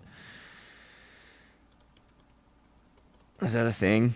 Do they have? The thing is, I know, like there's plenty of actual animals that you can actually see wildlife growing on them, right? So like they have like entire ecosystems Yeah. on their back, and if you Very true. just take that scale and you pump up that scale, like who knows how insignificant we are on the back of something greater, like we don't really notice, and we wouldn't be able to notice if we actually were on a cosmic turtle that is like the size of however many galaxies or solar systems or whatever. The Futurama episode of Bender and the little civilization on him as he flies through the universe before finding God. That's dude, kind of sloths are pretty nuts because they have like whole communities of bacteria, microbes, and parasites and things, but symbiotically living in like fecal matter. They don't wash off, which, I mean, I try to stand up for sloths in general because they have high energy and people think they're lazy, and I disagree, but they are a little dirty, but in the sense that they're growing stuff, you know what I mean? It's part of this whole, it's better that the thing that's living on them is eating poop than them, right? Or something. yeah. Well, the way that they transfer that from parent to child is exactly by eating the poop. So I do not. Well, okay, but like take that to the metaphor of like you're living on manure on the back of a turtle. Okay, so just remember that, and the whole time that's what we're eating. We're eating whatever is growing.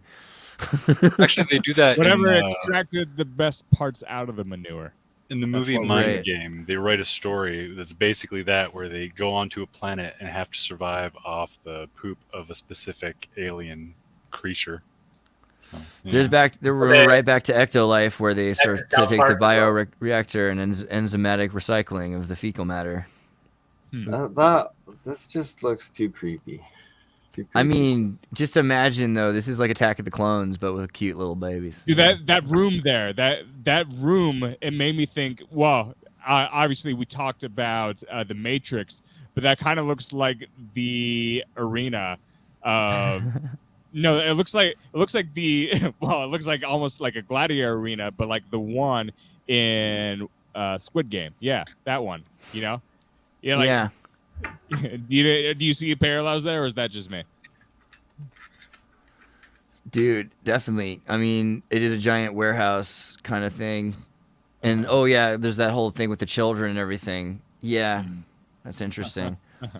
I mean, the thing is that with 30,000 babies that are not born with human rights because they're not born of natural births, which that means imagine what they're able to do with an entire community of these babies.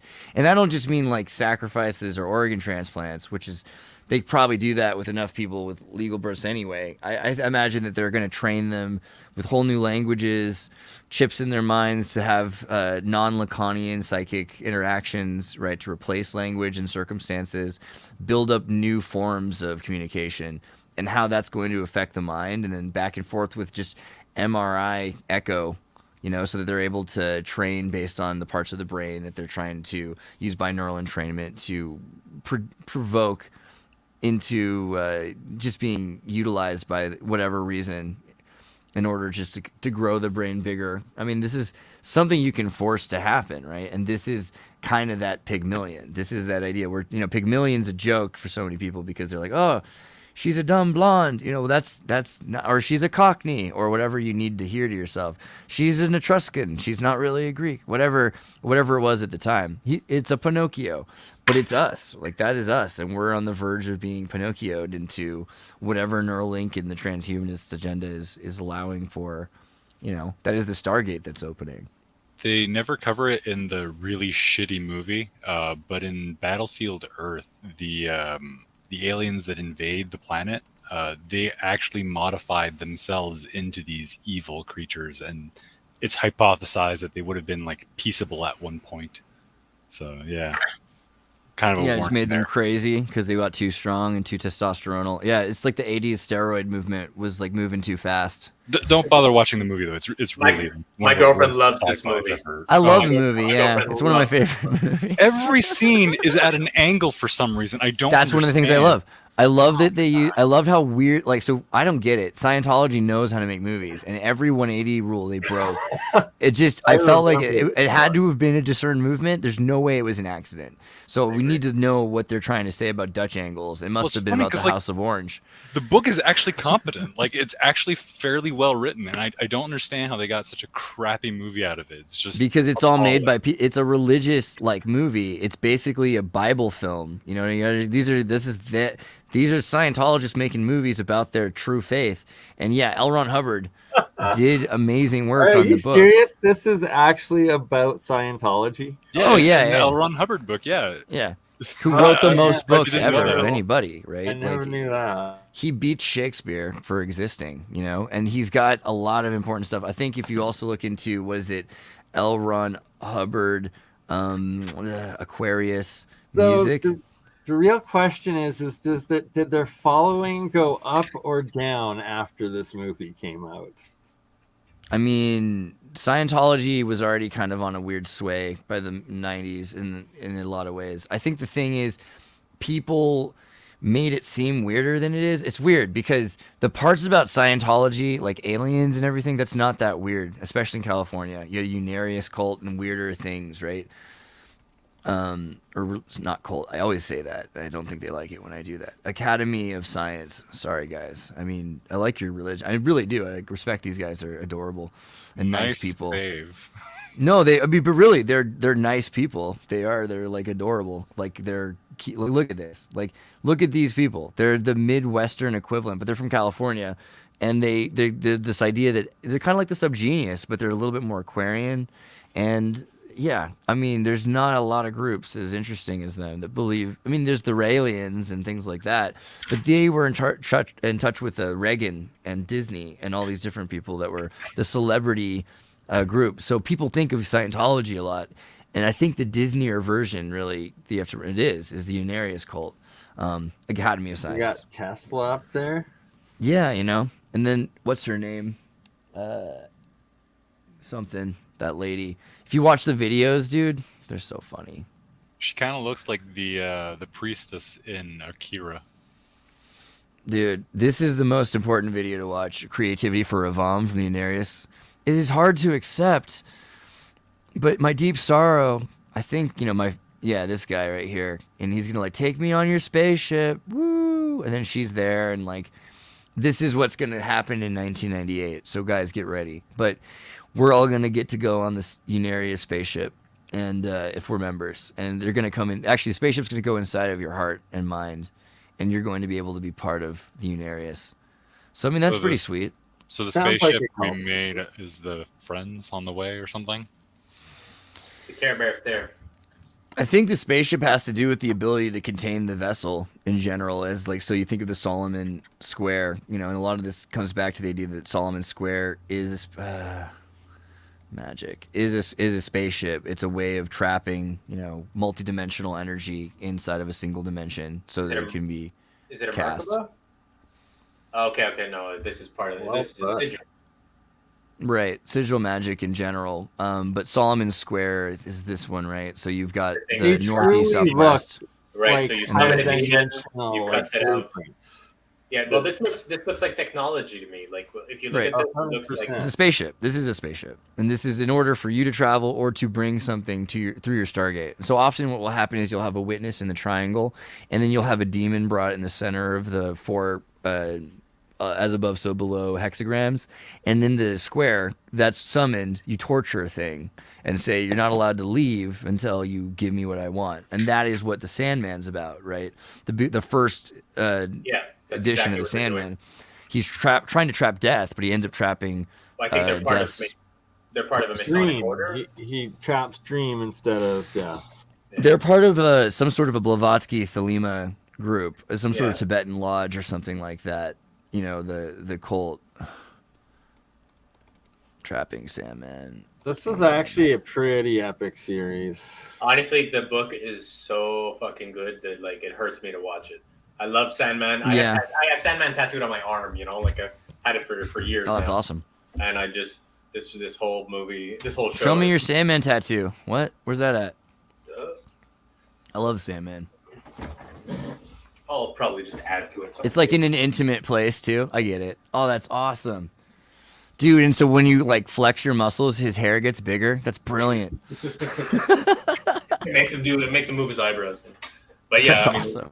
just Sandman is one of the most powerful stories I've ever read, and it's brilliant. It's just that the show they just arbitrarily woke it up. It was already super woke. It was already one of the most inclusive, diverse, just greatest stories, and then they just like no, let's just undermine every male character all the time and make it about black women for some reason, and that's pretty much all. Yeah, I mean, it's just like luckily the show is the book is so great, and it's like Shakespeare, so it's kept to the words, so that makes at least it's saved in that sense. But yeah, why would you sacrifice the opportunity to like look at these pictures and to read the Sandman? It's just so amazing. Even if you just you could listen to the audio narration like a book on tape kind of, but it's got like special effects and sound effects and everything like that. You could listen to it while you read the pictures, and you can, Well, so honestly, whatever it takes, America. for real, if the show captures even 10% of how good the book is, it's a masterpiece. So like, go for it, Right. watch it. But I the mean, audio, just all of the audiobook- artists involved. The audiobook is probably one of the greatest of all time as well. So the audiobook is just P. McAuliffe, right? Oh. Is that right? P. McAuliffe was the artist for Sandman, one of the main Sandman artists. One of the at the start. Yeah. Probably. Yeah, so many great things in the Sandman, and the stories are so important. The idea of metaphysical reality, that we're able to shift our realities. There's a story about a time when cats were bigger than men, and then men were getting eaten by cats all the time and kept as pets, and finally the humans said, hey, let's all dream tonight that we're bigger than cats, and then when they woke up into the dream, they just stayed that way. The last episode of Sandman is like it's the closest to the actual books because it's separate from the rest of the story, and so they're standalone. And it's the cat story and the author story, and just they're fucking amazing. Yeah, this is my great Solomonic conjuration meme. That's pretty good. That's way better. I should use this one for the explanation. Yeah, so you torture the one in the square, and I love it. I love this meme so much. Sandman also predicts a lot. It tells you about real things that happen, like these grand lodges that are doing these rituals to try to capture demons. But it also talks about where the world's going, right? And it ends with a reset, right? Like the reset's coming. It's going to be a reset of consciousness. And so even the symbol dream is going to be reset. Everything all of the symbols we have will last, but the meanings behind them will disappear. Mm-hmm. Maybe not all the symbols, but like the 7 endless at least. Yeah, well, it's they just restructure, right? So you can't you can't really kill God. You're just gonna redefine it, basically. So in Sandman reincarnates basically and becomes a a white version of himself, whiter.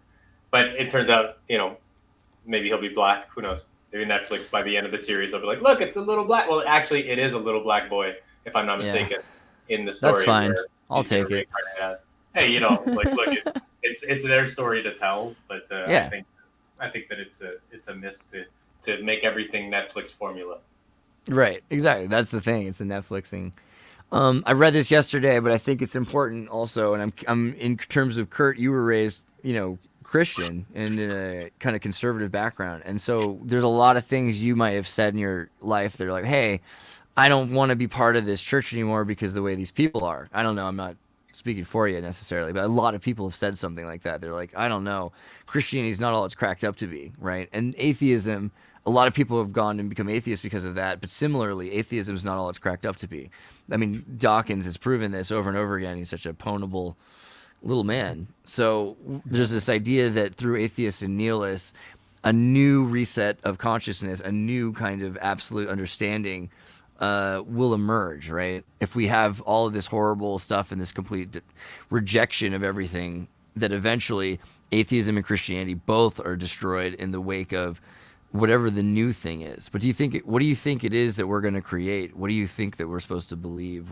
What's the next human condition?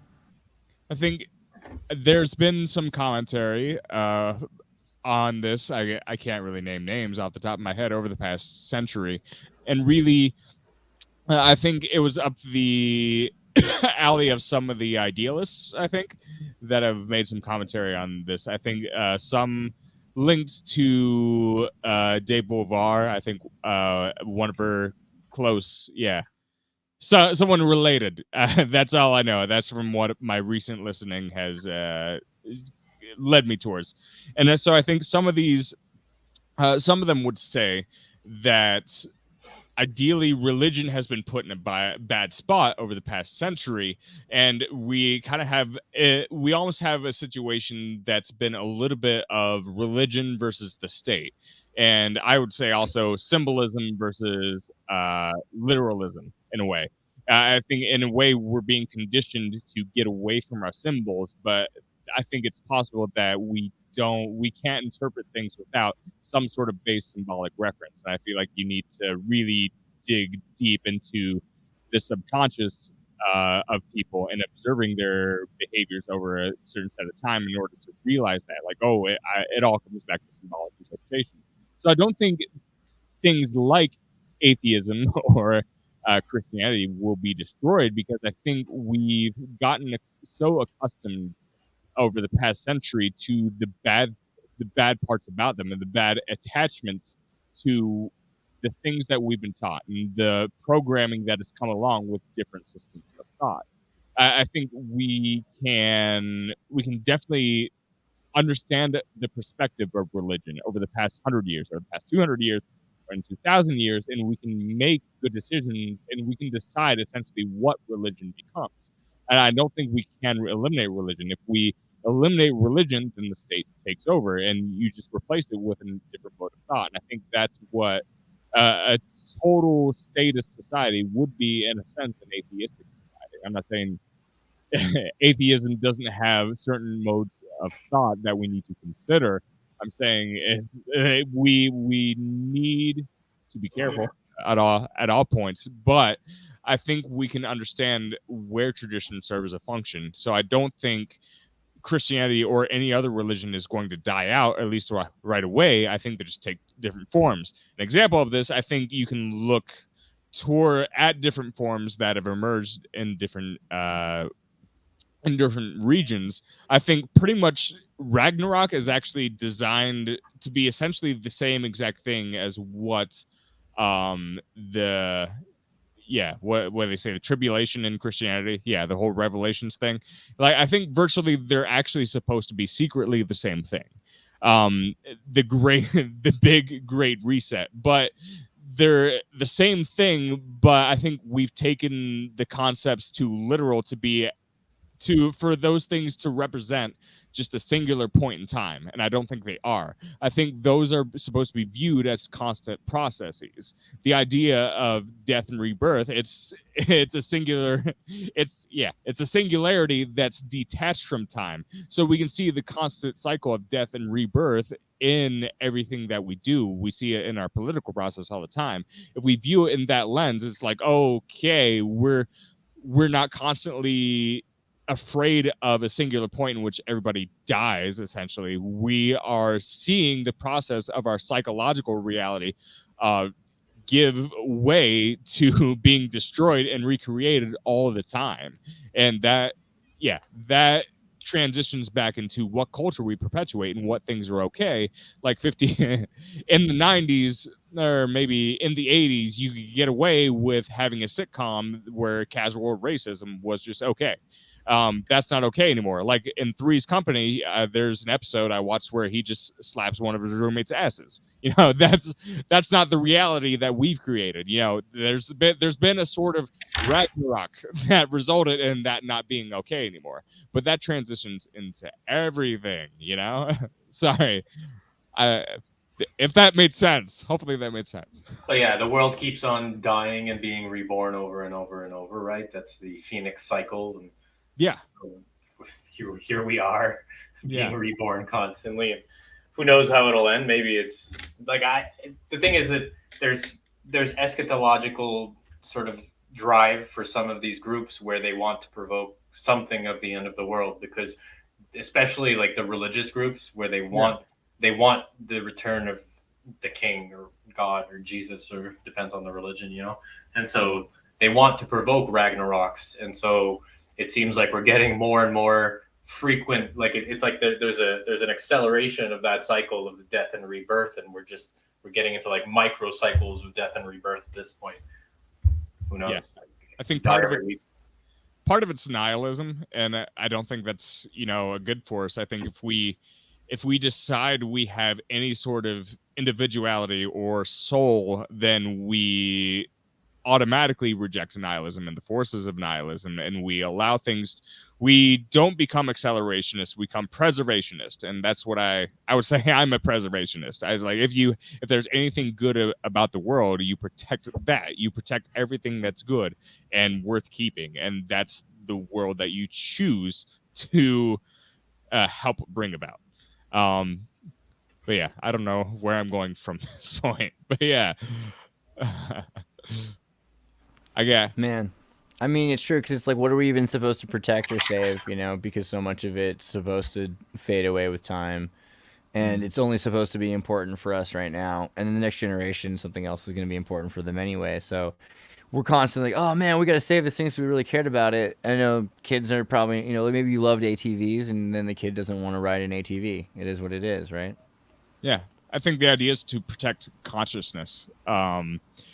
Like, you can have a variance in how you define consciousness, I suppose, and that might mean something different to each person. But I think that's only what it's about. Like, if we have to look deeply underneath all the layers of human thought or our own consciousness, I think that's what it's about. Like, oh, we want to protect that thing. We want to protect that thing that's constantly evolving and developing new things within its own beauty. You know, we're the universe experiencing itself, and we cannot imagine the universe not experiencing itself. So we want to protect whatever that is as long as possible. Even if humans evolve into a totally different species, maybe we'll be more thoughtful and more conscious, you know? Like, that's happened to a degree already, and that's probably going to keep happening. But yeah, I think that's why nihilism loses. That's why nihilism is the dark side, is because you can't overcome that force of wanting to preserve the general consciousness of the universe experiencing itself. Yeah, experiencing itself. Yes. Man, I mean, nihilism comes back in again. So that's the thing, because Albert Pike talking about nihilism. You know, we're supposed to probably. I notice this more and more because I'm around people that get upset a lot, you know, and it's hard to be as upset about everything all the time.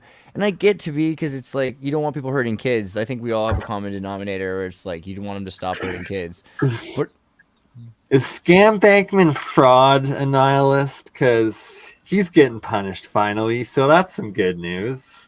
I don't care. I really care. I could care so much less about anything than Sam Bankman. I wish to God that maybe the people that actually got away with the tens of billions of dollars that, you know, like today the Democrats saying, oh, we don't have very much information on how that finances got to us. Like, No you know, doubt. like do something about that instead of just the fake hippie fall guy. Not to say that, you know, but hey, what? So now he's gonna get raped in prison, and I'm supposed to be super enthusiastic? I don't know. It's not. I just don't. I'm not stoked on it. It doesn't make me feel good. Fair. And in general, I feel like we're not getting the money back that was stolen, and that money is again, it's going to the anti-Stalinist club. Dude, Pleasure Island. Pleasure Island. Right. That's what crypto is. It's Pleasure Island. That's what FTX is. Well, you know, in the post-Epstein era, it's hard to trust anything that, like, any of the justice systems for corruption. It's really hard to like trust anything they say about it or how they treat their criminals or whatever. You know, like this is just the Wall Street collapse all over again. Find a scapegoat, and your scapegoat is going to take everything, or you know, kill him in prison, and no one can ask any questions. And a major like way to grab a bunch of the crypto market so that you own and centralize the economy. I mean, it's such a scary time, and this is the kind of thing that happens right before a major world war. So definitely freaks me out. The guy being thrown in jail doesn't mean anything, and it means even less if he did, because if they threw him in jail, it basically means he doesn't know that much. The things he knows, if he gets killed, then that means he really knew anything at all. And if he didn't, then like I wouldn't be surprised, because they can do all of this without him knowing anything. But like, come on, the guy stole $8 billion. Like, Okay, there's good got for to him. be some right? accountability. I don't know. I don't know if I believe in accountability. I mean, in a post-truth world, postmodern society, I don't know if I believe in accountability. What are dollars? $8 billion? What is that? And he stole dollars, but that's No such basically thing as accountability, eh? there isn't. And like the idea that this person is going to be held accountable, that $8 billion is going to go back to the people it was stolen from, that's at a fundamental level, that's not true. I mean, No. Well, the whole point, if they don't do it, like if the government doesn't say, okay, we're going to actually prosecute crimes like this, all you're going to end up with is vigilantism. Well, Yeah, and that's the more point. people doing the crimes. That's the too. point. So what they're doing is they're making they're doing everything at once. So they're stealing all the money. They're setting it all up. They're making a statement at the same time. It's the same reason that they, you know, you have bank robbers it costs so much more to go after a bank robber than a bank robber could ever get away with that's in a bank. And they know this. And they don't do it to protect the bank. They do it to protect the banking system. Because if people started to think it was possible to rob a bank, then they would, right? If they could, you know. And so they put all the resources, and this is what they did with Butch Cassidy and the Sundance Kid. They put all the resources they could with the Pinkertons into outspending the money. They're like, I don't even care about the money at this point. I just want to catch these guys, you know. And that's what they've done to crypto. They've basically taken a full-on assault on the economy in order to get in there and see what everybody's doing. Well, there's that whole process. Actually, if you look at something like the stock Carvana and how garbage of a company it was, and the CEOs sold all their stock when the stock was like 270, and the company's about to go bankrupt. It went from like being 270 to like $3 a share. But that's basically FTX. That's the same. I view it as the same shit. Well, people buy into an asset, they want it to go up, but the entire thing's fraudulent. It doesn't have any real value. That's exactly what's happening at something like Carvana, but we've made sure to make avenues where that kind of extortion is perfectly legal. Even that's exactly. Hold on, Bernie. That looks way too interesting. We're gonna go to that and focus on it. But really quickly, I want to also finish the thought of Kurt and what it's connected to limited hangout. Go ahead, keep going, Kurt. Oh yeah. Well, we said that, and I wanted to state as well. I'll be real quick. Within crypto and how many people I've talked to that are like crypto stans. Sorry, Bernie, not you. I'm saying a lot of people in my life that he's crypto alchemist. It's different. Yeah, they refuse to approach any other sort of investment strategies. It's just all been crypto. I think there's deep levels of nihilism inside the people that I talk to. They don't trust the world, right?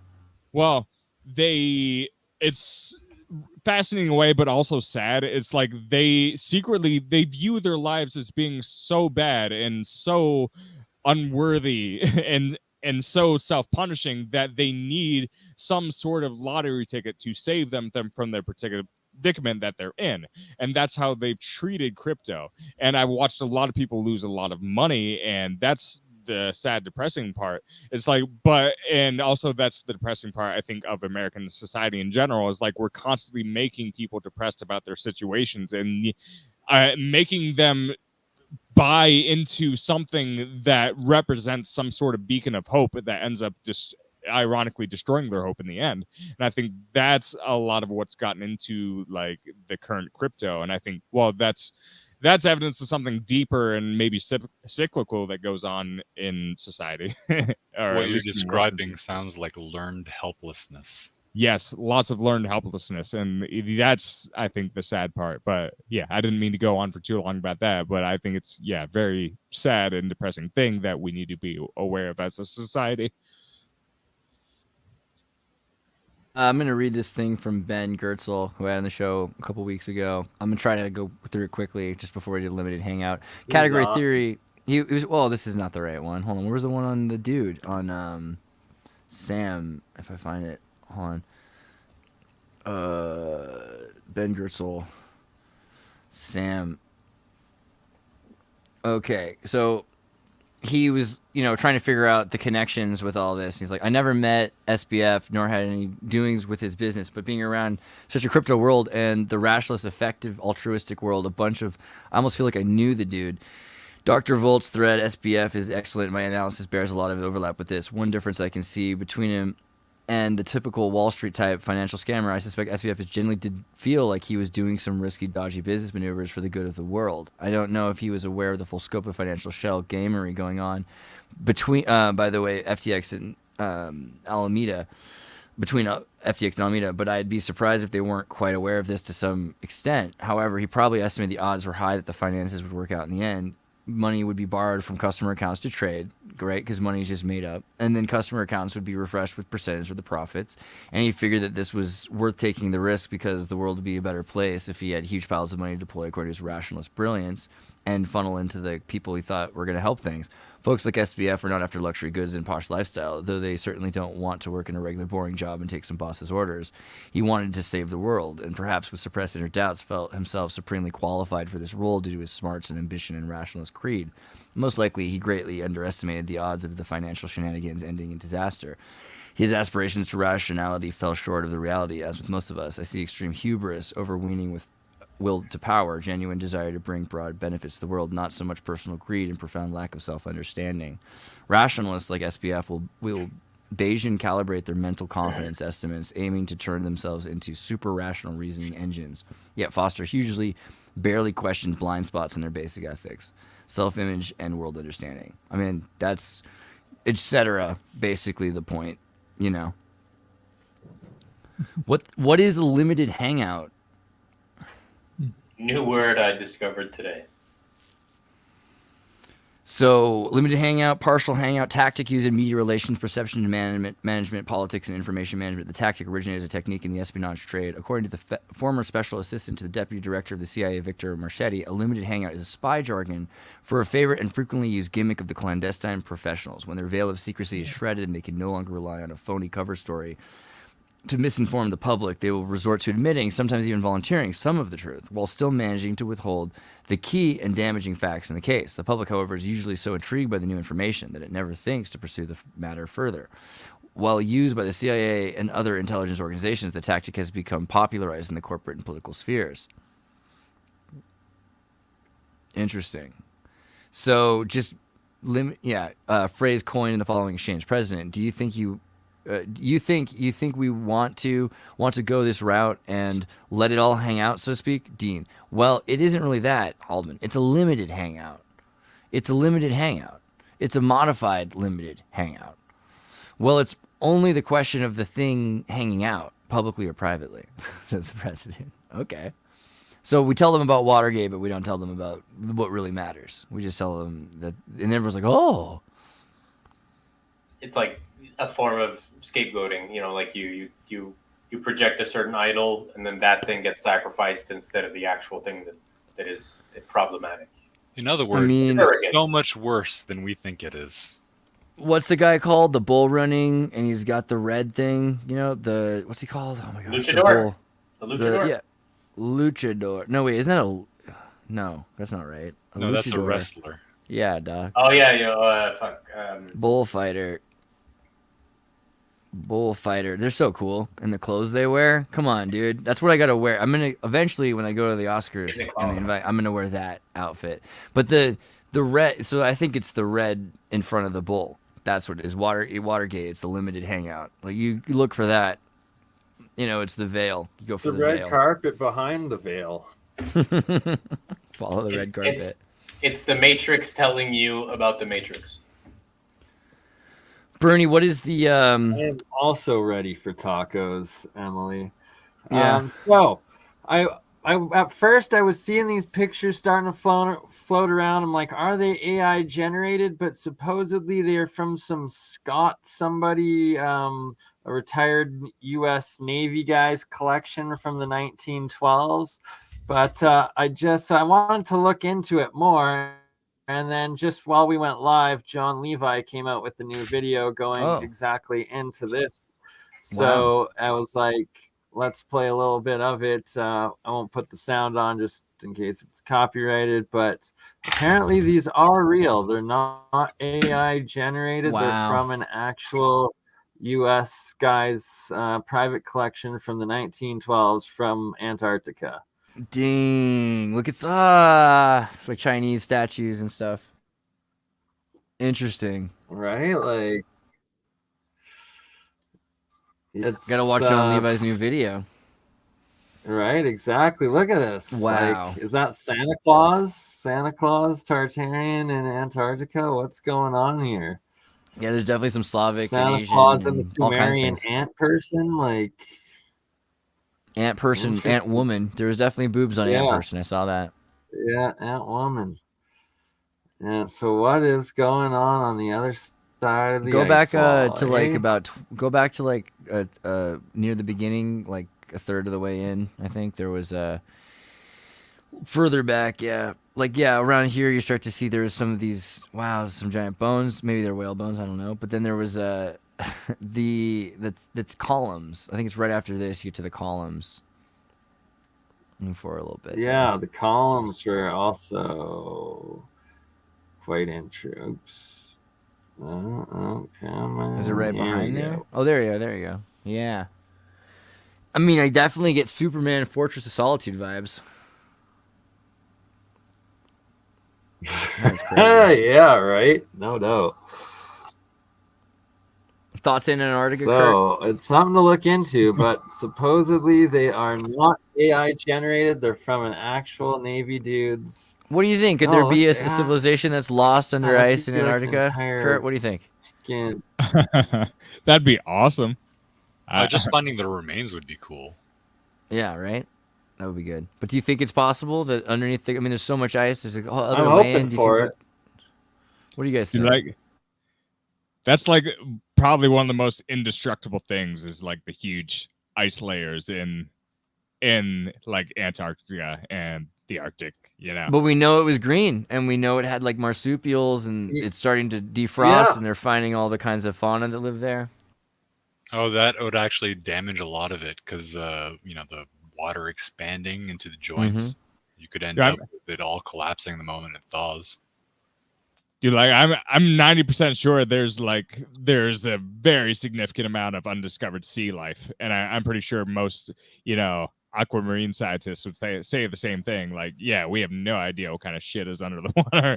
So, like, in Antarctica, underneath the ice, you actually find very similar not plants, but animals as you do in the very deep oceans. So, yeah, and every time we go down there, basically, we discover something new. So, yeah, there's a lot of stuff we don't know on Earth. I think we should do a Zertis voyage to Antarctica at some point guys, in let's time. go. But first, we got to do one to Malta. Malta is nice. See the Popeye. I do think, though, if the ice melts and things collapse, the Hypogean. it wouldn't be too surprising if we lost everything. And you guys remember the UN meeting room, right? It looks like where's the Antarctica? There we go. Let it load. Let it load. Okay, so they all meet around this trapezoid, which represents Antarctica, and they've got trees planted around the center, and then it's grassing out from the middle. So, I mean, there's a plan. The UN can move there, right? That's the only people allowed there, really. Pretty scary. Shout out Bikini Truther super sticker $2 Oh. to Mr. Zertis. Thank you so much, Lady Kate. And there was 2 you missed at the beginning. I did get Sticky Marks. Sticky Marks, thank you very much. I brought up Future Shock because of you, and I think she talked about the bloody owl in one of my trees. I don't know.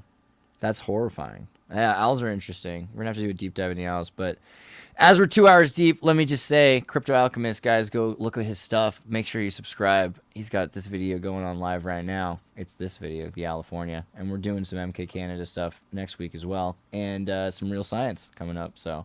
John Hutchinson, man. Indeed. I also got, I believe, an interview with Paul Cook and Autodidactic coming up here in about 4 or 5 hours' time. And it might need to be rescheduled, but if not, if it does, it'll be, I think, tomorrow, but it should still be going on. It might just be an hour long is the only thing with Paul Cook and Campbell. That would be a lot of geopolymer and good things. Guys, you're going to want to see that. And then also make sure you go to Burning Sage Saga and you subscribe to Vincent's channel. He's doing some really beautiful art, and he's got some amazing stuff up here while he's telling story. I think closed caption is working now too. You even got closed captionings. Look at that. Science. Yeah, I'll have a new video out by this week. I'm looking forward to it. Next one is Santa Claus. Here's the painting. Here's the painting, actually. Let me pull up. Wow. Just gotta say, it's really satisfying watching the speed painting, by the way. Yeah. Beautiful. Yeah, you do some beautiful work. Transhumanist Santa Claus. I love it. Transhumanist. American Time Machine. Make sure you take the time for American Time Machine. Sympathy, rising to the top. Synthesize. If you haven't already heard APM. Yeah. Is this the wrong one? This is somebody else. Oh, that's an album. Most recent album. Remember when Joe Biden defecated himself? Tulsi Gabbard is hot, short selling, human. Anal creme pea. I don't know how to say that in a safer way for YouTube. Witchcraft is a really good album. I almost had a girlfriend. Pretty great. This bitch is crazy. I'm horny hugs. Give me a boner. Witchcraft. Imagination is reality. I mean, just the names. Come on. These are great. This is a very specific audience, but I know it's you. So go ahead and just do it. American Time Machine. New album out today. Yeah. Oh, really? Yeah. Oh, well, that's cool. Golden ratio, closer inspection, everything hurts. Oh, I could have read these and been way happier. I was like, I'm going to say this, and then the internet's going to be like, strike. But this is, I'm going to listen to this. I'll listen to this right after this. 27 minutes, we'll listen to the Giant. Boom. Sweet. Guys, go listen to this album with me, Architecture of All Knowledge. You'll be listening to it at the same time as I am, if that makes you feel cool. And the Advanced Philosophy meme song, which we're going to get back on here. We're working on it. I had some tech problems and I've been traveling, but you'll see. You'll all see. It's going to be great. Did I miss anybody? Simon, you want to tell them where they can talk to you? I'm just going to shout out the Discord, I guess. Guys, go to targetnova.com, click on the Discord entry link, and once you're in there, you can find Simon C., who is a mod, and ask them what they should call you. And they should call me... What's it called? What's that book? Ishmael. Come on, guys. Harrison All right. Bergeron. All right. I love you. I'll see you guys next week. And maybe I'm doing a show tomorrow. I don't know. I think we'll find out how that all works. But guys, next week for sure. MKCANADA. I love you very much. Thanks for being here. Love you too. Good Take stuff. care. Love you all. Until the next one. Canada is a country. Waves of people came to this country, were welcomed by the folks who have lived here for millennia, the First Nation. And built this society with waves of people fleeing religious persecution, fleeing tyranny, fleeing to try and build a better life for themselves here than they had back home.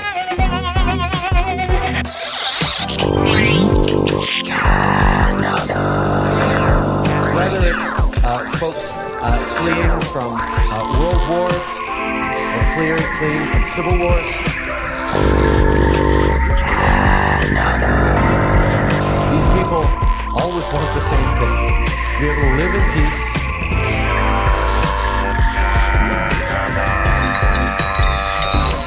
their families, create a better future for themselves and their communities. And that is what generations created, this extraordinary diverse society we have. Now, Canada remains one of the only countries in the world where citizens are, by and large, positively inclined. And one of the reasons we are that way is because Canadians have confidence in our government.